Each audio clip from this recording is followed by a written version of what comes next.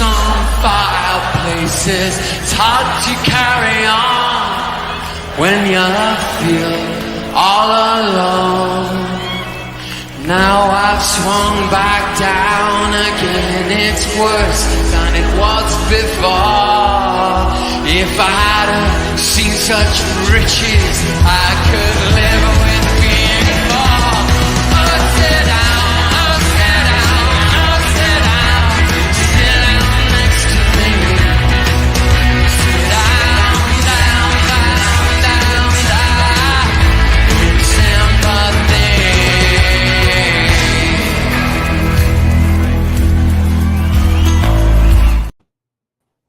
Evening, everyone. Evening. Great panel once again. We've got Anthony Herbert from the deep southwest, dodgy area down there. You don't want to go down there. You know what I mean? They talk funny. They drink. They talk. Yeah, they do. They talk funny, drink cider. If you got a car, your fucking wheels are gone when you wake up. You think, oh, I swear my car had fucking wheels. Where are they gone? You know, so so that's it. But big up, Jez, and I just want to say big up to Northside, Matty and Lee, and looking forward to tonight's show. Cheers, bro. Cheers. Mama Flossie, can you do me a favour? Can you put all these lovely people's links in the chat for me? I'm shit at doing that. I'm rubbish. Northside, man. Great stream last night with Lee. 4 hours. You had to then get up for work, and as a gas engineer, as you are, like I was, you know, I was a bit concerned, mate, about it because I can imagine you blowing up the hospital. You know what I'm saying? Falling asleep. You know, you've got a gas pipe there, and you know you're doing a soundness test, and all of a sudden you fall asleep, and whoosh, bye. See ya. Bag. It was that's how I did my apprenticeship. I was actually worse when I did my apprenticeship because I was out clubbing 3 nights a week. So it's all right, man. I'm used to it, Jess. It's all right. You know what I mean? A lot of the time I just get the other guy to do it. But yeah. No, it was good. But I'm feeling it now. Yeah. Lee, did you sleep? He's always asking me if I need to eat. Did you get your sleep? This guy.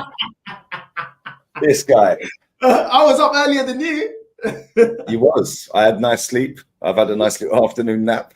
I mean, poor old Northside's got to go and do a day's work, and Lee's having a nice little siesta. Nice one. And then I'm telling him he better be working. Yeah, I'm telling him every day, you better be working. How many streams you doing today? So this is the second one of the day, and you got 2 others. You know I don't know how you do it, man, with your job. Only the second, is that it? Huh? Look at this guy, only it. Hold on, my work. I had work rate while you were snoozing. Yeah. No, but big up the whole panel and big up Jess. Thanks for having me on, mate. Always a pleasure. Lee, great stream last night, and I've just got to say this one time: you absolutely buried Egal, man. You buried him with that one comment. I've said who I want as a manager. Who do you want then? And he was like. Destroyed him, man. You destroyed him. And then he said Ancelotti. We got it. First one that came into his head, that was that panic. That was panic, man. Panic. Not quite sure why they want a winning manager when it's not about winning. Do you know what I mean? So it was class. Absolute class. That's what it is. Oh yeah, as for this Billy lad in the chat as well, mate. Yeah, this wooden spoon is actually Northside's wooden spoon. Yeah, that I bought for him because he had a wooden spoon on camera. So when he came out here, I bought him a wooden spoon, mate. Stop waffling, idiota. Anyway, thanks for having me on, Jez. Appreciate it. Big up to the panel. Smash the likes up in the chat, and we're going to give it the facts again. Absolutely. I mean, this is going to be a little bit. Thank you, Mama Flossie, for putting everybody's links in there for me. This is going to be a little bit more relaxed. Well, it may be, it may not, because the season's over, trophyless again. But there we are. Matty, mate, thanks for joining us. Hope you're feeling well and everything's going good for you, bro. Yep, going well, man. Good. End of the week, man. Got work out of the way for most of the week, so I'm getting ready for the weekend, man. Getting ready for the extended weekend, and always fun to talk Arsenal with you guys, man. So glad to be here, man. Pleasure, man. Pleasure. I'm going to start this off. Last night, I did one of my history ones, and I did it all about George Graham. quite an interesting thing because when I popped the poll out, people were saying, "Oh, you haven't got Arsene Wenger in. You haven't got Arsene Wenger in there." Well, yeah, okay, my fault. I should have said in the text of that I'm actually doing a separate show about Arsene Wenger. But the fact is, I don't remember. I'm going to come round to all of you about this one, right?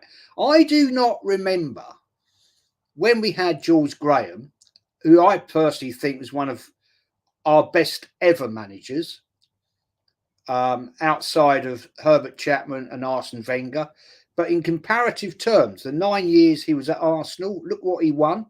You know, League Cup titles, 89. Sorry, league titles, 89, 91. Nearly went invincible, right? FA Cup, 93. League Cups in 87, 93. Cup Winners' Cup in Europe, 94, right? First team, right, in domestic football to win both trophies in domestic trophies in one season. So these are all pretty important things. But I don't remember the love fest for him that there is for Arteta, who's won absolutely jack all. Anthony, man, you remember those days, yeah? Maybe not all of them, a lot of them. Yeah, But yeah, I remember a lot of them. I don't understand why. What is it about this manager that has got this fan base so in love with him? Do you know what, Jez? That's a really good question, and if I'm honest, I can only answer it this way: the modern fan. That's all I can put it down to, is the modern fan. You just brought up George Graham, who personally is my favourite ever Arsenal manager. You just read out the trophies there. I do apologise. I thought he was actually in charge for 8 years and won 6 trophies, but obviously it's 9. But listen, I mean, even if it's 9, the record is still great. You know, I mean, this guy hasn't really won nothing. I've been, chatting to some people, having a bit of a row with it. He reckons that us lot that wants Mikel Arteta out, we're clueless. And also, it's like what I said. You look at last season. I mean, we bottled it last season, admittedly. This season, and like I said on all the streams, we didn't bottle it this season. It was an absolute balls up, an error from our manager, Mikel Arteta, and that it was the Villa game. That's a fact. You know, if we would have won that one, it would have been us lifting up the Premier League trophy. As simple as that. And then on the other end is people saying, "Oh yeah, but look at last season. The season before last, when we first finished second, the points that we were on then the points compared to last season." They're saying, "Oh, the points are gradually going up." Yeah, great, but if the points are going up, you haven't won anything.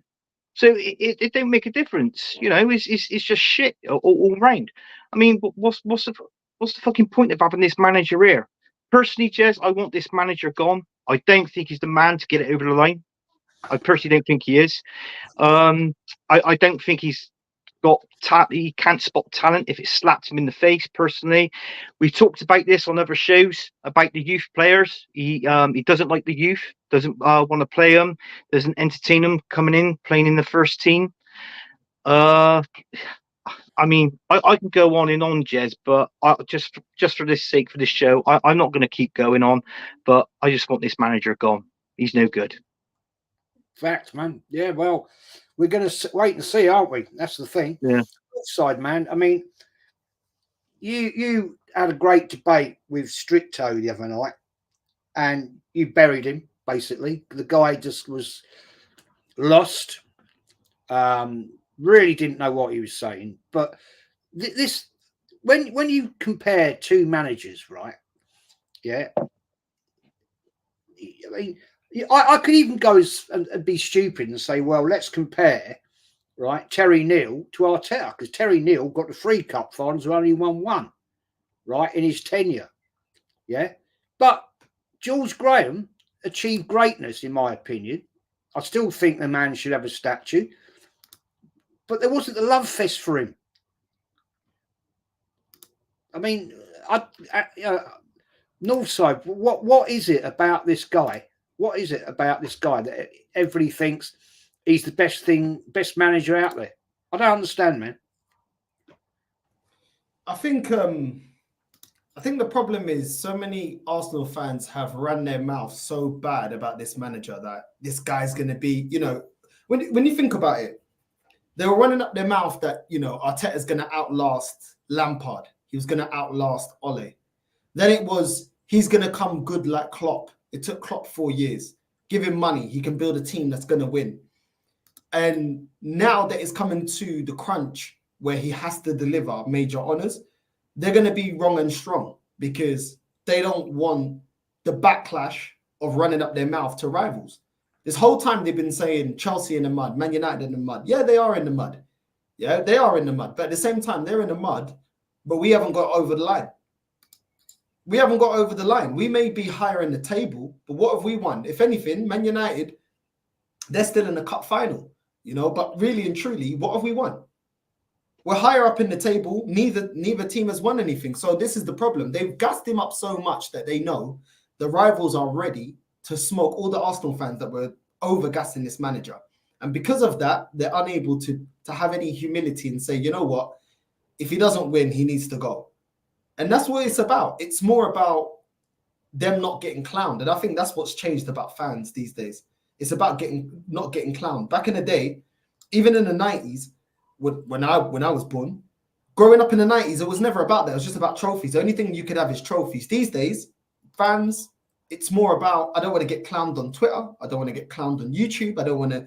But what they failed to not realize is once your club is successful, winning major honours, you get the respect. You get the respect Man City's getting. You get all of that respect because you start winning. The best way to combat all of those people online that are rival fans is Arsenal being successful. Not coming up with excuses. Arsenal winning major honours shuts up everybody. Nobody can complain. Even we can't complain. If we're winning major honours, I can't complain. But they'd rather just go with the narrative, no, Arteta's going to get us there, Arteta's going to get us there, Arteta's going to get us there. And it's all nonsense. It's all nonsense. At the end of the day, they're running out of excuses. And this manager has to deliver. And I always said to them, they didn't give us context when Poch was a nearly man. They didn't give us context when Brendan Rodgers was a nearly man. They didn't give us context when Ole got second. Didn't he take over a toxic Man United side? When it's our rivals, it's very black and white. What did you win? That's what Arsenal fans always say at the end of this. Yeah, but what did you win? When Tottenham were finishing above us with Poch in the table, what would they say? What did you win? They wouldn't allow Tottenham fans to say, well, it's a process, it's a project. You know, Poch has not been given money. He's finished second this season. It's a project. They'll be like, nah, what did you win? So at the end of the day, a lot of these guys, they're very hypocritical and they move the goalpost. They're very black and white when it's our rivals as to what is success. But when it's Arsenal, it's always progression. It's always we're moving in the right direction. It's always we'd rather be Arsenal. Really and truly, let's keep it real. Arsenal fans talk about Man United in the mud. Well, they were able to win a Europa League. Well, in their demise in the last 11, 12 years. Have we? Because it was in the Europa League three years running with this manager. And he spent money. How come he wasn't able to get us to Europa League? They're so muddied, but they still won something in Europe, even in their demise. Chelsea was supposed to be in the mud, not winning a league title for 5 odd years. They still won the Champions League with Tuchel. So Arsenal fans love to run up their mouth about other teams are in the mud. But in recent times, those teams that we consider are in the mud, they have actually won. They have actually won trophies that we ain't won. So what is really in the mud? It's finishing second all the time? Or actually getting over the line and winning trophies? I'm not saying that they're scintillating teams. The fact of the matter is, in Chelsea's decline and in Man United's decline, both of them have won in Europe. What have we won? Yeah, well, there you go. None of us can answer. So that sums it up, really. Matty, I want your opinion. I'm going to come to Lee, because Lee's got something of great interest to talk about. Mate, what is the love fest? When I don't remember in my days, I really don't remember the love fest for George Graham. I really don't get it. I don't understand. The man actually won a trophy in his first year. Okay, people say, well, so did Arteta. Yeah, but it wasn't your teammate, right? Emery had done all the hard work. You got to a quarter final where we got lucky. Sheffield United had 2 goals disallowed. We then played a very poor Manchester City side, right? And we played Chelsea in the cup final, and one of their best players went off with a hamstring injury. So, you know, come on, man. Anyway, Matty, I don't get it, man. I don't get it. Why? Why is it this love fest for this man? Muted. You have to look no further than most of the fan base a couple of weeks ago. They're on their hands and knees for Spurs, but yet they despise George Graham for dealing with Spurs. Nobody mentioned that a couple of weeks ago. We heard nothing about that. And so now what you see is you look up and you look at this manager and you look at his resume and his record for 5 years now. You know, I told you the other day, from now on, starting once it was Northside, I told this too. I said, once he crosses his threshold this summer, I'm going to start referring to him as the $1 billion man. That's going to be his name for me from now on, the $1 billion man. This man has spent close to $1 billion, and we have yet to yield any results. He is the most defended. He is the most protected. He is the most obsessed with. I have never in my life seen this type of wraparound love affair that I've seen with the manager. A man who is paid to produce results. It is constant PR. It is fresh PR. They have mastered the machine. It is something like I've never seen before. It is a modern day cult. This is David Koresh stuff I'm seeing. This is stuff that, I mean, it is Jim Jones. You can just go down the list, drink the Kool-Aid. Everybody's drunk the Kool-Aid. The spaceships are coming to save us. and when you look at the results, a results-based business, look no further than today. We saw Barcelona. The axe has been handed down. Bayern Munich, the axe have been handed down. Every other club that is about business, when people ask, they say, well, it's about second place. You know, we did well. No, these teams are firing people because they hadn't won trophies. That's what the result is. The problem here is that this fan base is obsessed with just wanting to just get over the line and just it's okay. We'll compete next year and we'll be all right. But when you have a proven track record like a manager like George Graham, you can look at the record. Now, I wasn't around to see George Graham when he was doing this thing, but just as a student of history, because I researched the club, you can just look at the teams he had to deal with. People say, "Oh, well, that's a whole different league." Now, the league was a little bit different back then, a little bit more vicious. It was, tackles were a little bit harder back then. You had to deal with a Liverpool team that was pretty much running the show. Jazz and Lee from the 80s, from what I was told, they was running the show that I've heard. And then he has to deal with that but he can compete with that, but this manager can't compete with Pep. This manager here. Everybody's, oh, well, we can't do anything. We can't win anything. All throughout football and history. It doesn't even have to be Arsenal related. You can just look at, let's just go to yesterday. I don't even have to go any further. We can go to yesterday. Because from based off of what I saw yesterday, Leverkusen was just supposed to be handed the trophy. But Atalanta saw otherwise. So everybody else can find ways to defeat the people that's in front of them. But when our manager can't get it done, and Lee, I told you this yesterday when we talked yesterday afternoon, I said this exact thing. Northside, Jez, and y'all can put this in your pipe next time when y'all want to use it. Y'all can unload on this one. He himself came out Sunday and said, "Don't be satisfied with second." And what turned around and happened 20 minutes later? Everybody's satisfied with second. The manager just said, "Don't be satisfied with it," but everybody else is satisfied with it. So what's going on here? What's going on? So when did it become fashionable to just support second place? Well, I'm here to tell y'all, this summer, this is it. This is it. He can come up here. Everybody can protect him this year. This year's a wash. We're done. As I told you, Northside, this coming season, I'm looking at the 4th round of the Carabao Cup. And if we can't get it done in the 4th round of the Carabao Cup, he needs to be fired that night. I'm starting that night. And when this schedule comes out in about 2 weeks, and we see what this fixture list is, that's going to tell us a lot too, because we're going to know what time it is. We're not going to have the luxury that we had over the last few years where we can just lollygag and wait and, just wait until the 11th hour of the transfer window, bring in people, get people excited. That's why they're starting with the lies now. They're starting with these vicious lies. Because they know they got the transfer, whatever transfer is coming is going to be underwhelming to whatever they put out already. It's a cycle that we've been through over and over and over. And it's just like a rolling ball, revolving door of foolishness each year, gentlemen. When we look at where we finished at this year, there's 2 years, y'all. I want y'all to let this sink in. I'm going to shut my mouth. 2 years of finishing second place back to back, and you don't have anything to show for the whole entire 2 years. Absolutely nothing. Not one trophy to show for it. And then people are telling me that next year we're going to be back. We're coming back harder than we were this year. Remains to be seen. Facts, man. Well said. Lee, you've got something quite interesting to say, man, about a certain Alex Ferguson. Yeah. Smash the likes up as well. But yeah, I agree with everyone on it. We seem to be the only club in world football that can never get over the line against a team that's better. Yeah, everyone else finds a way. I want to talk about Fergie because I've seen the new narrative now. It took Fergie 7 years at Man United? Well, it didn't, because he actually won trophies before he won the league title.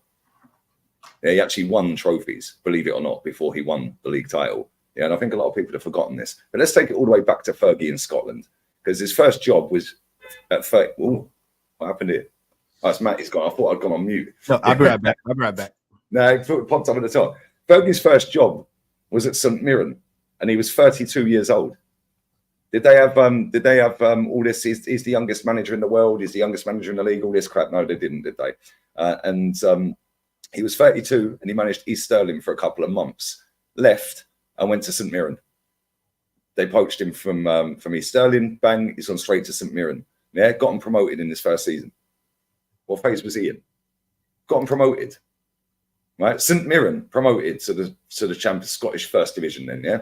After that, yeah, he then goes to Aberdeen. Now, I've just done my Googles because that's what we do over here. Right, there's been 129 years of the Scottish League.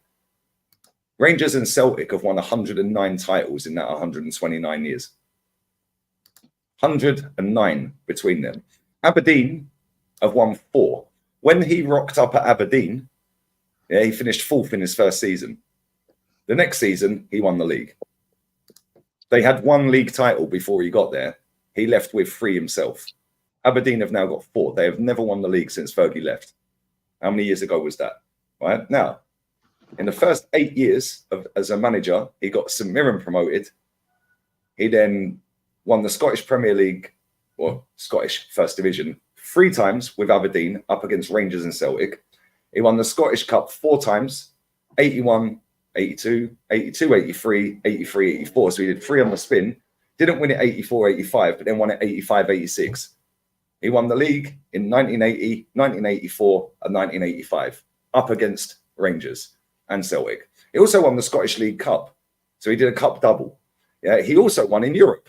He won the Cup Winners' Cup. Yeah, who did he beat in the final, lads? Oh, yeah, Real Madrid. Who did he beat? Yeah, who did he beat in the Super Cup final? Because he won that in '83 as well and did a European double, a European Cup double. Yeah. So who did he beat in that final? Oh yeah, Hamburg, who were a force to be reckoned with back then. Yeah. So let's just have it right here. People want to start waffling about what he done at Man United. Well, that's years and years and years down the road. And let's have a look at what he's done at Man United, shall we? 13 league titles, 1, 2, 3, 4, 5 FA Cups. 1, 2, 3, 4 League Cups, the Community Shield, 2 Champions Leagues, a Cup Winners' Cup, a Super Cup, an Intercontinental Cup. Are we counting that? I don't know. And a FIFA Club World Cup. These people love to move the goalposts. They love to move the goalposts. His first years in management, look how many trophies he won. His first 8 years. This manager's over halfway through that and he's won 1. This guy was up against Rangers and Celtic. And people can laugh and say the league's crap and this and that and all of that. It's all relative. Because they're miles clear of every other club in Scotland. Yeah, we're not miles behind Man City. Let's just be real with this. But they are miles clear and were miles clear. The fact that they'd only won 1 league title in their entire history until he rocked up there tells you exactly that. Then he won 3, won in Europe against Real Madrid in a final, beat Hamburg in another final, won 4 out of 5 Scottish Cups. Did a cup double, did a double in Europe, yeah. And when that article was written, yeah, he was the most successful manager along with Ancelotti and somebody else whose name's gone off. Turn the thing off now. He was the most successful manager in Europe in terms of total trophies. He's won 7. Obviously, Ancelotti's overtaken him now. Yeah. So Ancelotti's the most successful manager in terms of most trophies in European competitions. But what did he do at Everton? What did he do at Everton? Who cares what he done at Everton, mate? Yeah, everywhere he's been, these people love to use the exception as the rule. This is what they do. They take something that you pick a manager, yeah, and they dismiss something. Oh, but it took him 7 years to win a title. Okay, well, let's see what Fergie won in his first years at Man United then, shall we? Yeah, because I'm sick to death of this narrative, man. Every single year, right? Let's go to what he did at Man United. Right, where are we? Right. Where are we? There we go. He was Scotland manager for a little bit after Jock Stein died. He was the assistant and then became the manager. But then he went to Man United, right? Blah, blah, blah, blah, blah. Where are we? Right. He finished 11th in his first season. They finished 2nd in his next season. United remained inconsistent until the early 90s, blah, blah, blah. Yeah, obviously, we all know Mark Robins saved his job. However, if we actually go through the trophies he won before he won the league title, which was 1993, that was his first league title. Before that, he won the FA Cup. Yeah, before that, he'd won the League Cup as well. So he did the FA Cup in 1990. He'd done the League Cup in 1992. He also won, where are we? The Cup Winners' Cup. Also won the UEFA Super Cup in 91. That was, again, a cup double in Europe. Yeah. So what are we doing here? He won a cup double in Europe, Cup Winners' Cup and Super Cup. He won the League Cup and he won an FA Cup. That was before he won the league. So how is that even a comparison? So we've just ripped him apart for the Scotland thing because that was, and he was 32 when he got that Aberdeen job. He was 35 when he got the Aberdeen job, and took them from here to here and made them a force in Europe. What are Aberdeen doing now? What have Aberdeen done since? Aberdeen have never won a league title since he's gone, and he left how long ago? 1986. He started at Man United. So what, 85, I think he left? 85, I think he left Aberdeen. Since 1985, they have never won another league title. So people want to waffle about, oh, but he took Fergie this time at Man United. Okay, cool. Well, let's look at his body of work in his first 8 years as a manager. And he won all of that at Aberdeen and got St Mirren promoted by winning the league in his first full season. Right? Then you take the Man United thing into account. He won them trophies before he won a league. He won 4 trophies before he won a league, including a cup double in Europe. So what are we actually doing here? Because the goalposts go from here to here to here to here to here. Why can't you just accept this manager is not it? And it ain't going to change. Next year it'll be something else. Next year after that it'll be something else. Then it'll be after 7 years and he still ain't won a league title. Because let's not forget, it's 5 years in December he's been here. Right, so then we've got another 2 years. So another 2.5 years from now, Pepper have done a 6-peat. See what I'm saying? Yeah, where do we go? Then what? Then who do they move it to? This is ridiculous. Every single year, mate. Every single year, this lot just move the goalposts. Matty said a perfect point. The manager said, "Do not be satisfied with second." So why is everyone satisfied with second? Yeah, it makes no sense to me. And then all you get out of these people is you're negative, you're toxic. They try and use different managers to prove their point when them managers are an exception at times to the rule. Yeah, or they use Everton as, oh, what did Ancelotti do at Everton? Okay, well, what did he do at AC Milan, mate? Yeah, what did he do at PSG? What did he do at Chelsea? What did he do at Real Madrid? Yeah, what did he do at Bayern Munich? You're picking Napoli and Everton. So out of the 7 clubs he's managed, you're picking out the 2 that he didn't win anything at, whilst he's won over 20 trophies as a manager and is the most successful manager in European competitions of all time. Yeah, but what did he do at Everton? Yeah, I'll tell you what he did at Everton. Finished 2 points behind Super Duper Mick and beat him home and away. Yeah, have they ever come back from when he let? Oh, but he spent a fortune. No, he didn't. The club spent a fortune. Yeah, they've mismanaged their club. They didn't mismanage their club because Ancelotti was there. Fair enough. They brought in James Rodriguez. Yeah, and I don't know how much they were paying him, but he did not bankrupt the football club, did he? Spending 40 million on Alex Iwobi that we sold him, yeah, is one of the stupidest decisions they've ever made. 40 million. Come on, what we're doing here? That's pathetic, man. Absolutely, mate. Absolutely. I'll start a few comments. I've got a super chat, man, to do. Manuel says, thank you, man, for that. Guys, what do you think about company becoming Bayern Munich? DT. That sums up exactly where Bayern Munich are as a football club. It's their worst season for 12, 13 years, and they've decided to go and hire somebody who got relegated from the Premier League. They must have been looking at the table upside down. You're on mute, Matt. He won't make it a full season. Yeah, I agree. Totally agree. I'll give him to January. He'll be out of it. I'm waiting for the Bavarian Works podcast to drop me because they're going to be having a field day with that one. Yeah, because they've been on Harry Kane's case all season. They were on Tuchel's case all season.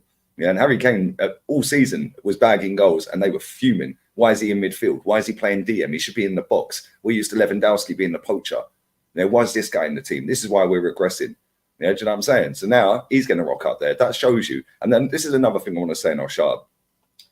There's been millions and millions of people around the world that have been conned into thinking that the manager market is rubbish. It's not rubbish. You've got serial winners, available. Jose, Conte, Tuchel, Allegri. They're all available. Hansi Flick. Maybe he's gone Barca now, but he was available, wasn't he? Yeah, but serial winners here. You'll hear why can Mourinho get Spurs over the line? Why can Conte get Spurs over the line? And exactly. And this is the thing. Go and have a look at where they've been, and they've all won stuff everywhere apart from Spurs. Yeah, that club is cursed, right? But again, they use the exception as the rule, right? We're talking about some of the best managers we've ever seen. Jose Mourinho is one of the greatest managers we'll ever see in our life, right? So it is what it is. And this person in the chat says Ancelotti's only won 4 titles in more than 20 years. Nobody cares, mate. There's more than a title to play for every season. Fact. Yeah, there's more, and this is what gets my back up, right? Yeah, the manager market is not dead. What the problem is there are too many fans, and too many clubs out there now that are trying to go down this young PR manager route, for a young, up and coming, young, vibrant manager that can get a young squad and we can all grow together. All that's doing is dropping the standards of your football club. The aim of the game is to win trophies. Yeah. If you can't win the league, go and win the cup. If you can't win the league and the cup, go and win the other cup. If you can't win any of them, win in Europe. There's trophies available to play for every year. Yeah, and this narrative about Ancelotti needs to be binned. Yeah, I'm sick to death of it. There is an argument that guy is the greatest manager of all time.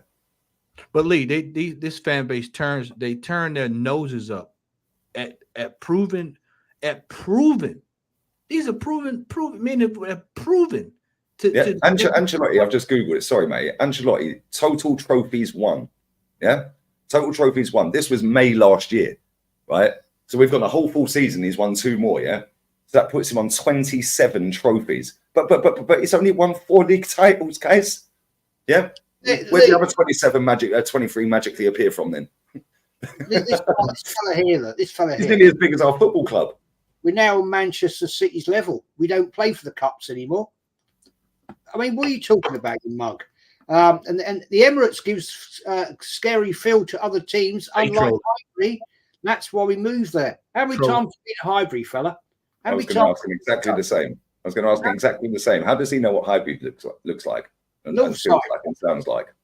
I mean, these idiotic comments from people that have never, ever been there, right? It's jokes. And let me say as well, because there's some great comments in it. The Emirates didn't scare West Ham when they came and pammed us 2-0 and had a penalty missed. Fulham weren't scared with 10 men because they got a draw. Tottenham weren't scared because they got a draw. Yeah. Bayern Munich weren't scared because they got a draw. What are we doing here? Nottingham Forest weren't scared. Southampton. Yeah, Southampton weren't scared. The amount of teams that have beaten us at the Emirates in the last 3 or 4 years. Yeah, Aston Villa weren't scared when they slapped us up 3-0 in his first full season or second full season, which goes back to 1928 was the last time an Aston Villa teams put 3 past us at our ground, or 1 by 3, sorry.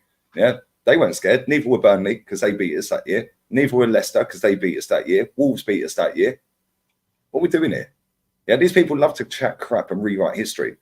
Yeah, fact and reality is, this manager is not it. And the only reason these people are backing it, number one, like Northside said, they want to have the arguments on like, oh, my winger, oh, look at me, I don't want to get mugged off on the internet, so I'll just make out Saka's better than everyone else. He's better than Foden. Really? Guess what? Facts don't care about your feelings. Phil Foden got player of the season. Starboy didn't. Yeah, young player of the year. Starboy was in that as well. Cole Palmer won it. Yeah, and guess what? He's a better footballer than Saka as well. It's embarrassing. Yeah, we're seeing people out here chatting rubbish every single day. This is why I jumped on so many channels this week. Yeah, give me the link. Send me the link. I will jump on because I'm sick of this fake narrative going around. These lies being spread and people believing it. Whoever started this, it took Fergie's 7-year crap.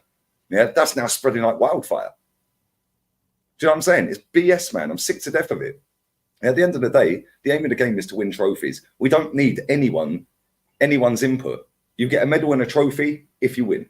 If you don't, you've lost. You start on 0 again the next season, and you all compete against each other again to find out who the winner is. That's it. Then at the end of the season, you start on 0 and do it again. There is no progress. You've lost every season.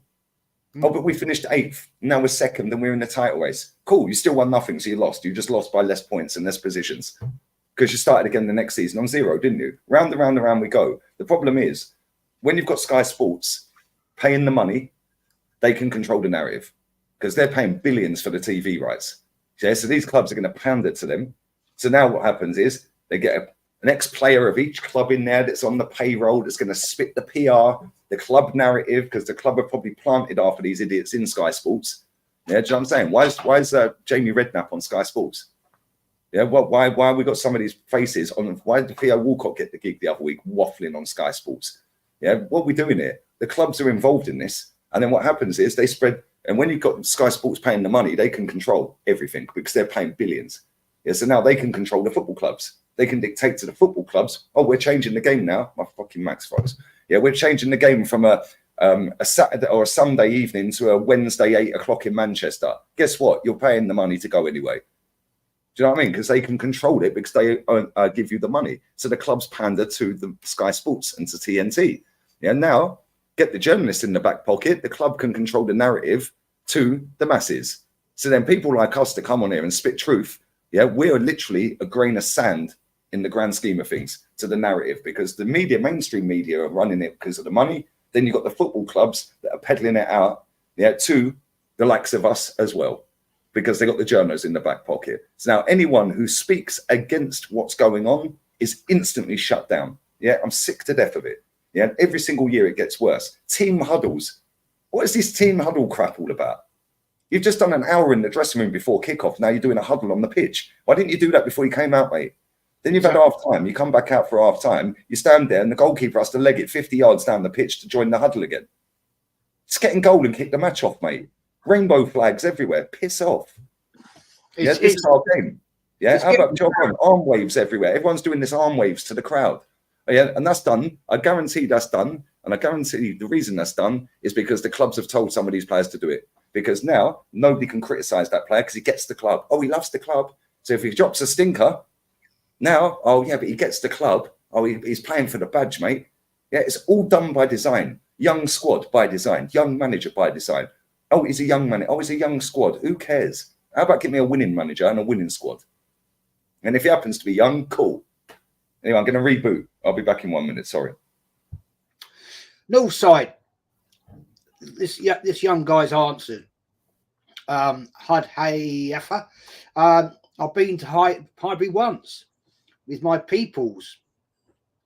Emirates is crazy feels, man. How the hell can you sit here on my channel with people that have been to Highbury on numerous occasions and tell me that you know the atmosphere is better than at Highbury? Now, let's put some facts on this. Look, and I'm going to come to Northside on this, right? Yeah. Highbury was a smaller stadium. The fans were closer to the pitch. It was a totally different bloody atmosphere.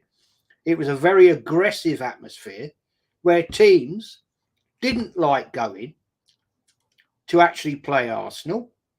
So what the hell are you talking about, man? Northside, I mean, I just don't get these people that make a statement, and I'm not asking whether how many times you've been there and all that, Northside, but why would you sit there and make yourself look a complete prick in the comments when you've been there once? You've been to Highbury once.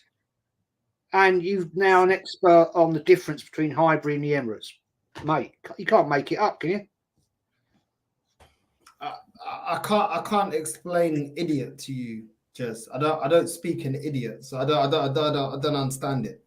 Like honestly, it just doesn't make any sense. How many major honors have we won at the Emirates? How many did we win at Highbury? Exactly. What stadium seems more intimidating? If anything, we can go off of we lost our intimidation when we moved from Highbury to the Emirates, and that's when we became more soft belly. Because it wasn't soft belly when we was winning the league at White Hart Lane. It wasn't soft belly when we was doing doubles. We weren't soft belly when Man United did the Invincibles. Did the treble in '99, and then we won it in '02. We weren't soft belly then, but we were soft belly in the Emirates when we was getting smacked up by Man United. When we was getting smacked up by Bayern Munich.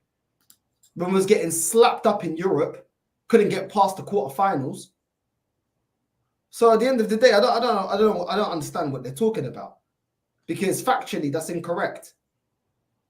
It's incorrect, and at the end of the day, I miss that. I feel like we lost a lot when we moved stadium, and it's weird. Like since the Emirates, it's like it was sold to us like it's a symbol of progressing. We're going to be like the elite clubs. But if anything, we were closer to the elite clubs at the previous stadium. And we were getting slapped up by the elite clubs in the new stadium. So it's just, I don't understand how people can say that and how people just talk out their ass. If you ain't been there, then what are you talking about? What are you talking about? It's nonsensical. You can't have an argument where you've been to Highbury once and then compare it to the atmosphere at the Emirates. It make Anthony, you know the crack, right? Yeah.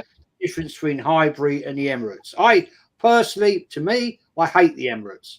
I think it's a soulless fishbowl, in my opinion. Whereas Highbury actually had atmosphere. It had an aggressive atmosphere, right, from the fans to the opposing team and the opposing fans. Nowadays, it's all a get along, let's be nice and friendly, right? But, mate, what do you think? I mean, these people that make these comparisons, they've never bloody been there once. Well, let's get something right. It's like what we all said. Our history is at Highbury. There's nothing there at the Emirates. When we were playing football at Highbury, even whether you were there, at the stadium watching the football, or even watching the game on the telly, right? Did you see empty seats there, like what you do now? No, you don't. Fans weren't getting up and walking out saying, "Oh, well, I got to catch the tube, or I got to go and get a fucking sandwich, or I got to go for a piss." It was none of that. They were hardcore fans. Now, all this video. I've seen a video. You may have seen it. I don't know. Johnny Rotten is an Arsenal fan, right? And he was there. He was walking up at the Emirates, and he looked at it, and he looked at the badge, and he turned around and he said, "Well, there's something wrong with that badge." He said, "Number one, he's pointed the wrong way." And he said, and number two, it was imported from Italy. And he said they got the badge wrong. And he was stood there, and there was a sign saying, "Do not smoke near the stadium." And he said, "Do not smoke near the stadium."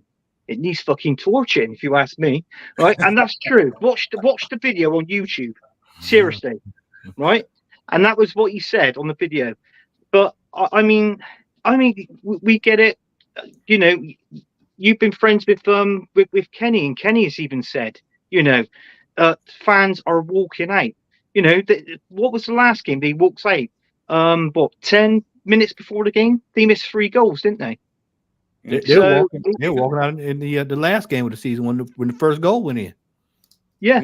Yeah, look at that. Yeah, as soon as Everton scored at the weekend, they all started going off into the concourse. There was 4 minutes to go in the first half by stoppage time. Yeah, you've seen them. They were all going. I was watching the game on CNC Sports. They were all leaving. And we were thinking, why are you leaving? You've got another half yet. But it don't make a difference if you've got another half. You stay there. You go from the start. You stay there at the end. Win, lose, or draw. If you're an Arsenal fan, you stay there right, until that game is finished, right? If we win, great, you clap the players. If we lose, yeah, you've got the right to go mad, and say a few things within reason. But it's like what I said. I don't think these fans are much fans today. I'm sorry if anybody doesn't like that, but that's my views and my opinion. I was having this discussion today in work. Funny enough, I actually work with a Man City fan, believe it or not, and we were talking about last season, season just gone, and I said to him, I said fair play. Do you know what pissed me off? I actually forgot. I betted him. We had a bet. Whoever wins the league, we bet it 50 quid, right? Just straight 50. I went, there you go. There's your 50 quid. I forgot I owed you it. He went like that. He went, all right, cheers then. So me being a man of my word, I paid up my bet, paid my dues. And I tell you what, he said to me, well, look, I'll give you your 50 back. He said, doubles or quits for next season. I said, fuck off. All right, and that was it. That's all I could say. I wasn't interested. I said, no, you've won your bet. But it's like what I said. These modern fans today, I don't know what it is. They love this manager. They love the stadium. They love the most of all the players that we've got there. I personally think we need a few more players. Obviously we're going to be most probably discussing this later on for the show. But at the minute, there's nothing there at Arsenal Football Club at the minute. Finishing second, we just might as well get the fucking silver and bronze trophies coming out now, aren't we, for next season? At least we can win some up. Do you know what I think it is with these fans now? It's more of a social gathering. Yeah, it's more of an event. It's like going to a concert, like or like. But this is what winds me up. Yeah, like cool. The atmosphere is different now. Whoopee. Yeah, the atmosphere is different. Whoopee. I know Northside's got to go, so I'm going to shut up and let him say goodbye. Yeah, the way you said that, I think you're going to continue to talk. Goodbye, friends. Goodbye. Bye, my lover. Stream to be proud of. Honestly, big up, Jez. Love for having me on. Love for having me on. Big up to everybody, Matty. Big up to all you guys. You know what I mean? Listen, I got to go, unfortunately. Are you hungry again? Are you hungry? Is that what it is? You need to eat, yeah? No, we was actually here on time, mate. We was waiting on you. I fell asleep. I'm not allowed to eat. I'm going to do another live, and then I got another live because Lee said I have to work. So, where are these two lives? One on your channel. My channel, yeah. Well, they're both. Both, yeah. Okay. Cool, man. Well, I was going to do a watch along, but I'm still here, so that ain't happening because that started 10 minutes ago. But it don't matter. I didn't even put it in because I fell asleep. But I'm going to do 2 uploads. Yeah. If you're lives, I'm doing 2 uploads today because I can. Man, watch that, man, because I'm gonna be with him on one of those live. Hey, what time are you going live now? Yeah, now and then later on. All right, cool. Send me the link. We'll go for another. We'll go for another 12. We'll make it As an hour. long as you want. I'm cool. If you want to stay, I'll stay all night. I've got nothing to do. We'll do 4 hours, Jez. Mate. Jez said, no, dog. No. He went 6 the other night. That's it. I'm recovered from the other night, man. 6 hours. Do you know why I did 6 hours? Do you know why I did that? Yeah. So we was going to do 4, 1 for every year the managers failed. Yeah, but a gal texted me because I said to him, come on and land the minerals. He called Northside out. And he said, no, I've just done 6 hours. Yeah. So I looked at his channel and he'd done about 4.5 over 3 streams. So I thought, you know what? Cool. We'll get this over 6 hours. Then the next day I'm sending him, circled it, 6 hours, 37 minutes. Yeah, I said, bun your 6 hours. I paid you anyway. I bailed out. Match you with the work rate. Love Jez. Big up for having me on. Big up to you guys. You know what I mean? And we move. Big up, boys. Nice one, man. See you later. Take care, man. Brother. Take care. I've started a few comments here, which I think are quite amusing, actually. I'll just do these couple of super chats. Cope says, thank you, man, for your super chat. Just got to drop this here. Big up the panel. Thank you, man, for that. Thanks for your love and support, as always. Kyle, good to see Kyle. Beat the both stadiums. Highbury much better all day. Emirates, that's why we moved there. Really? That's why, Emirates feels scary to other teams, unlike hybrid. Right, okay. Yeah, we moved to the Emirates to coin in, mate, and lower the standards. That's why. And the proof's been in the pudding for 17 years. We've won 4 trophies since we've been there. I sent you the article, Lee. I sent you the article. Where I can find the old article with Peter Hill Wood. Oh yeah. Where he said, where he said we're moving to the Emirates to compete with the very best teams in the world. Yeah, for trophies and that. Yeah, cool. How many trophies we won since we moved there? It was all for that. Yeah, and they knew the globalization of football as well was flying at that point, and more eyes were on us because Sky Sports was being put in more and more countries around the world, so we could grow the fan base. And I suppose the idea probably was that we could get more revenue in. Yeah, which it is. Let's just be real, because they're posting. We're seeing fans post out how much money we made last year. Who cares? Yeah, like, but again, if we have a big global audience, which is great, it's cracking. Yeah, like we've got to still win stuff. It's all well and good having a massive fan base and massive revenues. It doesn't matter where they come from, just win. Let me tell you how crazy. Let me tell you how money driven this is. I had this discussion on my way back home to get onto the show. I was talking with some buddies of mine. So TNT lost the NBA license, so they won't be streaming the NBA anymore. They had that license for 35 years.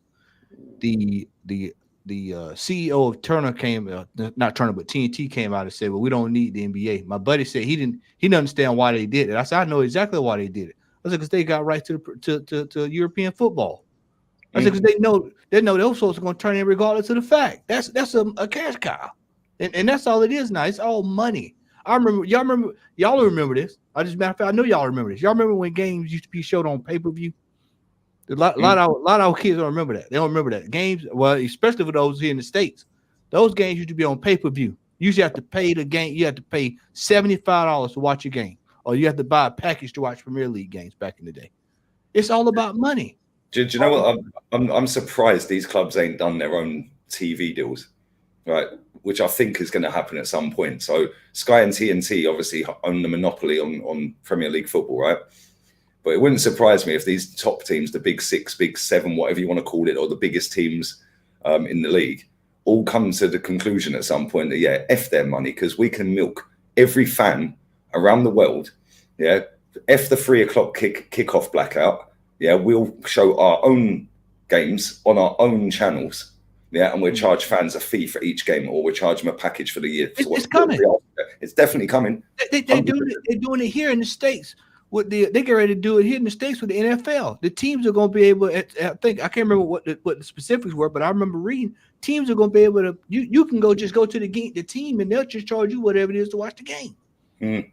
Because if you think, right, we've got let's say we've got 50 million fans around the world, 50, 60 million fans. Right, let's say on a match day, let's say 10 million of them watch the game. Right, now that's 10 million times 10 quid. You can charge 10 quid a game. They'll charge more than that because it's Arsenal Football Club. So they'll charge 15 quid a game. Because Sky Sports were charging that in lockdown. Do you remember? $14.99 to watch Burnley Sheffield United. Yeah. So they'll charge 15 quid a game. They'll do you a package deal that if you want all 38 league games, or like all the games for every competition, if you want the Champions League package added on, the League Cup added on, the FA Cup added on, they'll charge you a full package of about $1,000 a year. Yeah, if you want, but you can get every single game.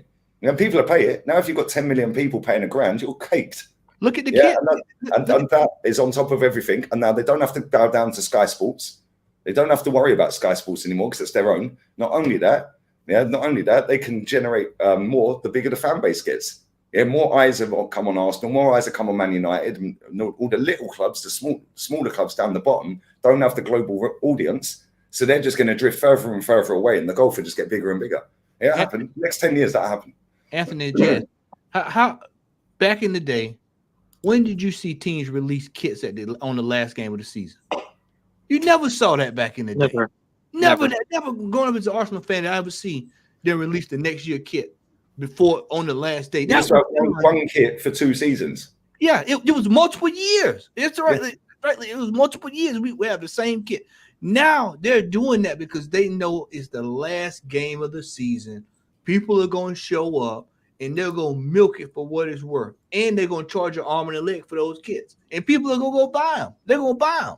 Look at the game Sunday. What did you see? Not only did you saw the fans, but look what they had on. All of them were wearing the new kit. Everybody was wearing the new kit. Celebrating. And the thing is, the club have already been paid for the sponsorship deal for the kit anyway, yeah. But they still get 5 to 10%, of that sale of the shirt. So I think we're getting 60 million a year from Adidas. But every shirt that gets sold, we'll get 5 to 10%. So if the shirt's 80 quid, we're getting 4 quid, to 8 quid per shirt, right? Because Adidas obviously get the rest, yeah. But if you get a name and number put on the back of it, the club get every penny of the name and number. They get every penny of the badge that you put Champions League or Premier League. They get every single penny of that. How many people in that ground at the weekend had a name and number on the back of that shirt? They're caning it. You're going to see. You see the away kit. The away kit's going to come out when they come over here. It'll be the first game. Yeah, I'll try to tell you. Real Madrid shirt don't come out until June. Why? Why ain't it coming out this weekend in their final home game? Because they don't need to promote their shirt. They don't. If you go on Real Madrid's website, it don't pop up with go to the shop. You go on Arsenal, it pops up straight to the shop. They promote trophies. That's what they do at Real Madrid. Exactly. Women's team, basketball team, men's team. Trophy. Yeah, it's all a PR game in England, and English football has got the best PR in any league on the planet. Yeah, it's the worst product ever, but it's marketed so well. Yeah, you look yesterday, right? You said it earlier on, Matty, yeah, about Atalanta. Yeah, that's only their second major honour in their history. That's their first trophy in 66 years. We were talking about Bologna the other night. Yeah, Bologna, that's the highest league finish they've had since 1967. What phase is he in? Oh, he's in phase I'm now going to Juve and we're going to sack Allegri to get him in. Yeah, fair enough. He ain't won nothing, but they thought, oh, hold on a minute. We can get him in because he's showing signs that he can actually do something here against some of the big boys, including Juve. So Juve have gone, right, this guy with Bologna has finished above us. Maybe Allegri, yeah, cool, we've got the trophy in, but maybe Allegri's come to the end of his lifespan at this football club. It's been a great career at Juve. We want to go down that route, and that guy's proven he can finish above some of the best teams in this league ever. Yeah, so we'll give him a punt. But if it don't work out in 6 months, they'll sack him. Yeah, none of this give him time, process, and all that crap. You've got to sack him inside 6 months if he get that Thiago Motta. If he's down in the middle of the table or 5th or 6th for Christmas, he's gone. None of this process crap. And the same over here. Same in some of these other leagues, the French league. You ain't getting time. Yeah, win or piss off. Yeah, and that's what you're supposed to do at these big clubs. Yeah, at the end of the day, fair enough. I understand some of the smaller clubs down the bottom of the table and that. They're not going to win the title. This is why it winds me up they don't take the cup serious. Teams can win a cup. Yeah, Atalanta were in a cup final the other day, lost to Juve. They were in the Europa League final last night. They beat Liverpool and Leverkusen, the two favourites for the tournament, by the way. They beat them both for that trophy. Yeah, Fiorentina in the Conference League final. They're most likely win it against Olympiacos. Do you know what I'm saying? Inter have won the league. So that's 3 different teams that have won a league. Won a cup in Italy this season. With a young team too, by the way. I just want to this. I mean, I don't know where these people get their facts from, man. Seriously, this one here, Highbury had a poor pitch. Do you not know, right? That Arsenal won 15 years on the trot for the best pitch in the Premier League. So don't sit here and talk shit to me. We had a groundsman, which is now retired, because when we left Highbury, he did go to the Emirates, right? Who maintained the best pitch, right? So didn't he leave for Tottenham after that and then retire? Yeah, I'm sure Tottenham poached him, didn't they? Yeah, he did. And then he retired. Absolutely. So is he a Judas? Is he a Judas, Jez? Jez doesn't like the Emirates. The people who go now trust the idea and vision of the club. Okay, well, let me tell you how that's complete rubbish. Ask Kenny Ken, yeah? At the Aston Villa game, fans were arguing with each other, yeah, in block 1. Literally, Arteta ins against Arteta outs, mate. Yeah, so you're chatting bollocks. How many times have we seen fans, if we're down or we lose a game, they're leaving? How many times have we seen that? We come on, y'all. They ain't fooling any of us, mate. No. Yeah. So listen, the majority, yeah, is still Arteta. They're fully backing him. Yeah, but let's not pretend there's not fans in that ground that want this manager gone. Yeah, they do want him gone. I know people that still go in the north and they want him out. And I can tell you a few of them guys have had a few little, well, not fights. Yeah, dust ups. We call them dust ups. head to head saying you're wrong. Kenny said on the podcast the other week. Kenny said on the podcast with us the other week there was fans arguing with each other, shouting and screaming at each other in block 1 when we lost to Aston Villa. When Ollie Watkins put that ball in the back of the net, it was a fire drill. Yeah, made that 2-0, 87th minute, fire drill. Fans were arguing in block 1. Yeah, not just 1 or 2 people were arguing in block 1. Yeah, and it will get that way, like it did against when Wenger was there, when fans were actually fighting in the Emirates. Apologies, my bad. He went to Real Madrid, not Tottenham. I knew they played in white. So he actually, hold on. He actually went to an elite football club then. Who knows? Who knows, man? Who knows? You know what I'm saying? John Sinclair, mate. Go and support John Sinclair. Great channel, Newcastle. Big up, cheers, my guy, Lee, Anthony, Matty, and Truss. Is this true that we're after Ramsdale? Well, we're going to come on to that because this stream's gone down a totally different road as it always does. But I love all that. Love the content. Keep up the work. Arteta out. Fair play to you, man. Thank you, bro. Thank you, bro.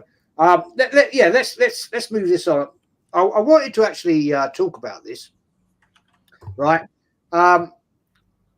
Who, guys? Anthony, I'm going to start with you. You've been quiet for a bit.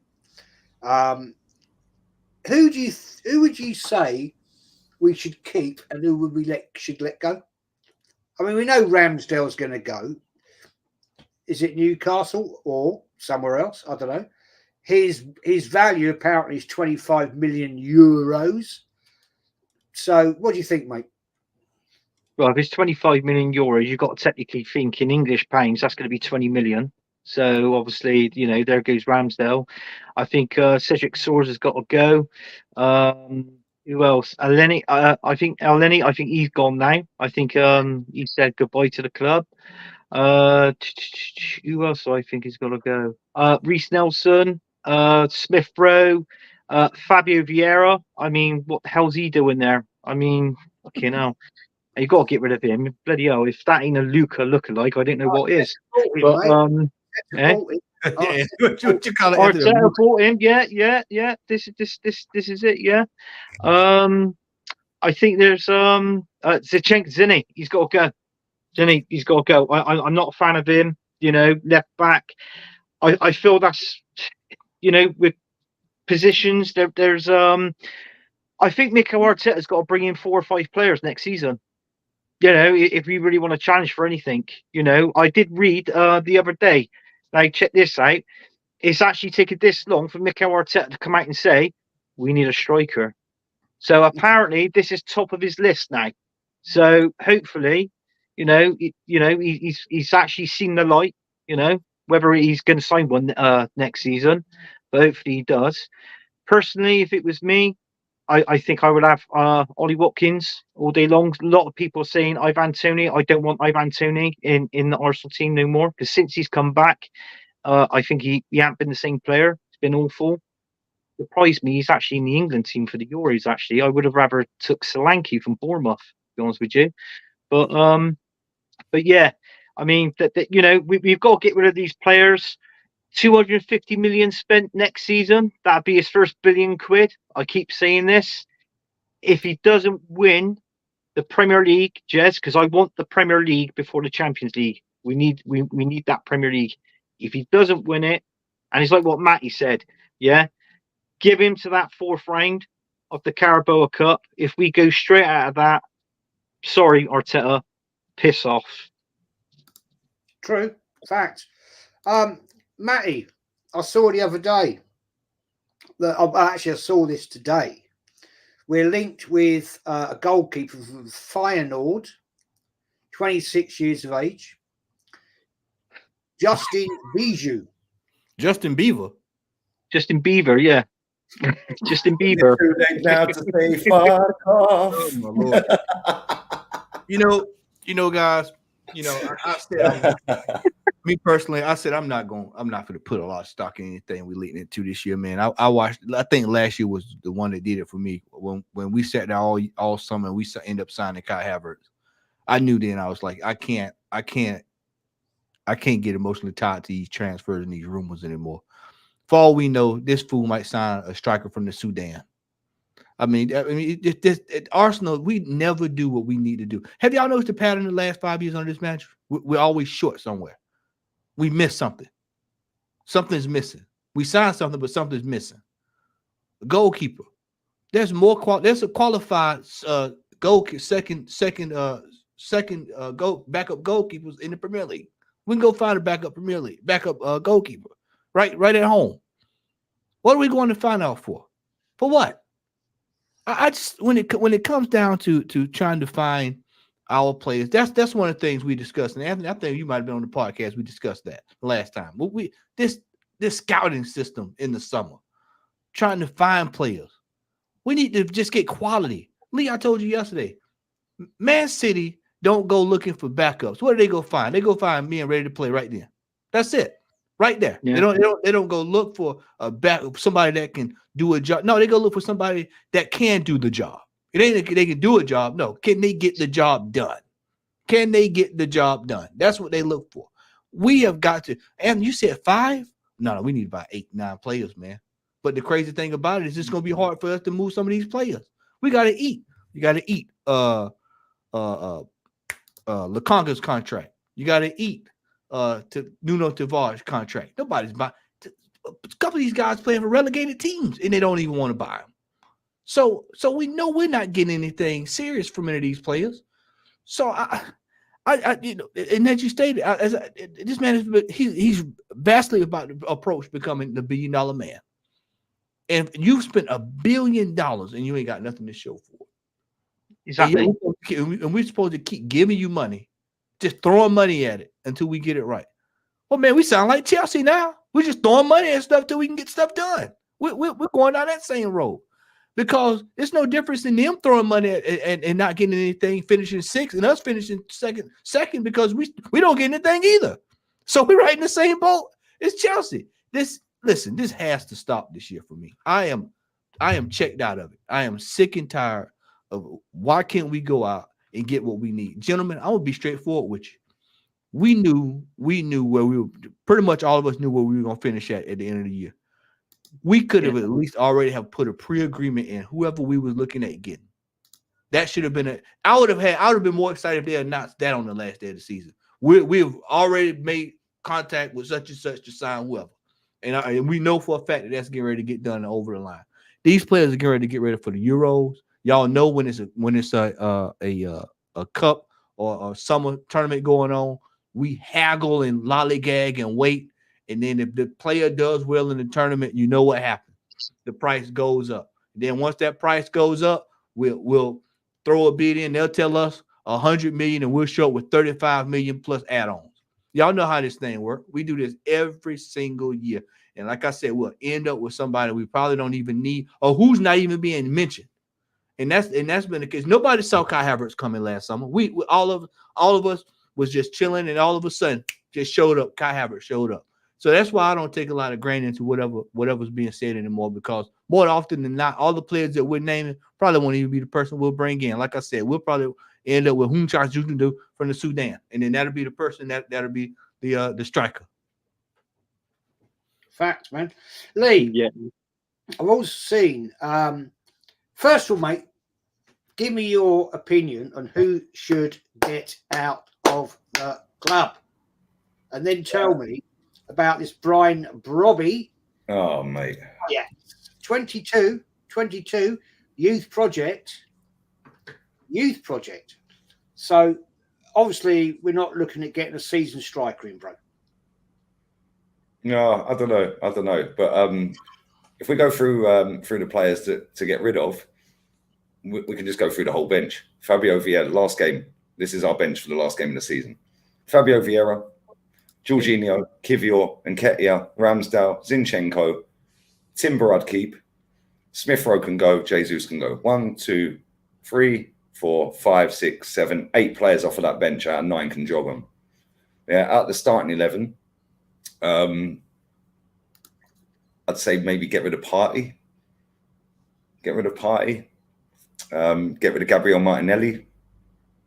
I think that, this is why I don't go down this route of, they're all going to get better together. Well, what did he do this season? Scored 15 goals the season before and has fallen off a cliff. and I can't remember what game it was. We watched this season. I think it was Tottenham. It was Tottenham. Yeah, Martinelli's rapid. Martinelli had the ball on the halfway line and was gone from Van der Ven, and I mean gone. Yeah, but he didn't have that burst to get away. Whereas we've seen that burst. When he's gone, he then puts the overdrive in. Yeah, he puts the afterburners on, and you ain't catching him. Van der Ven caught him up like he was just jogging after him. I know Van der Ven's quick, but Martinelli's falling off, mate. Yeah, I'd get rid of him. So there's what, 11 or 8 plus the 2, 10. Yeah, Tierney needs to go, stay in Spain, brother.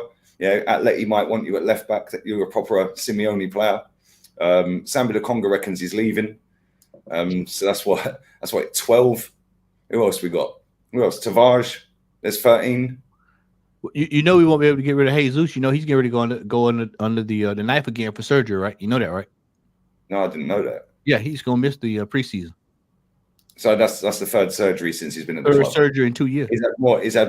Hey, bro, he's literally 1 surgery away from his Premier League goal tally this season. I mean, he's gonna give Diaby a run for his money.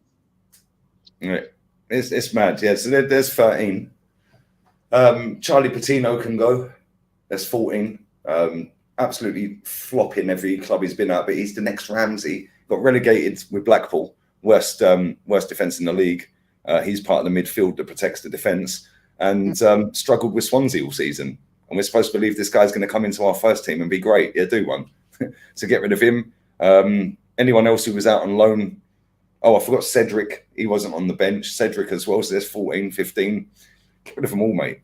Yeah, get rid of them all. We ain't getting rid of them all, though. I said this to you, mate. We ain't getting rid of all of these. No. Because the problem we've got is a lot of these players are going to be part of the homegrown quota. So we ain't getting rid of them. Yeah, Martinelli and Saliba, I'm not sure. Maybe one was put in as homegrown, but I'm pretty sure they both weren't. Maybe Saliba was, but Martinelli wasn't, or it's vice versa. But they both classed as homegrown now, but we didn't register both as homegrown. So one of them can go in, but we're going to have to go and get some level of English players in this football club next season if we get rid of some of these. Yeah, Reece Nelson, get out of it. Do you know what I mean? But we ain't going to do that.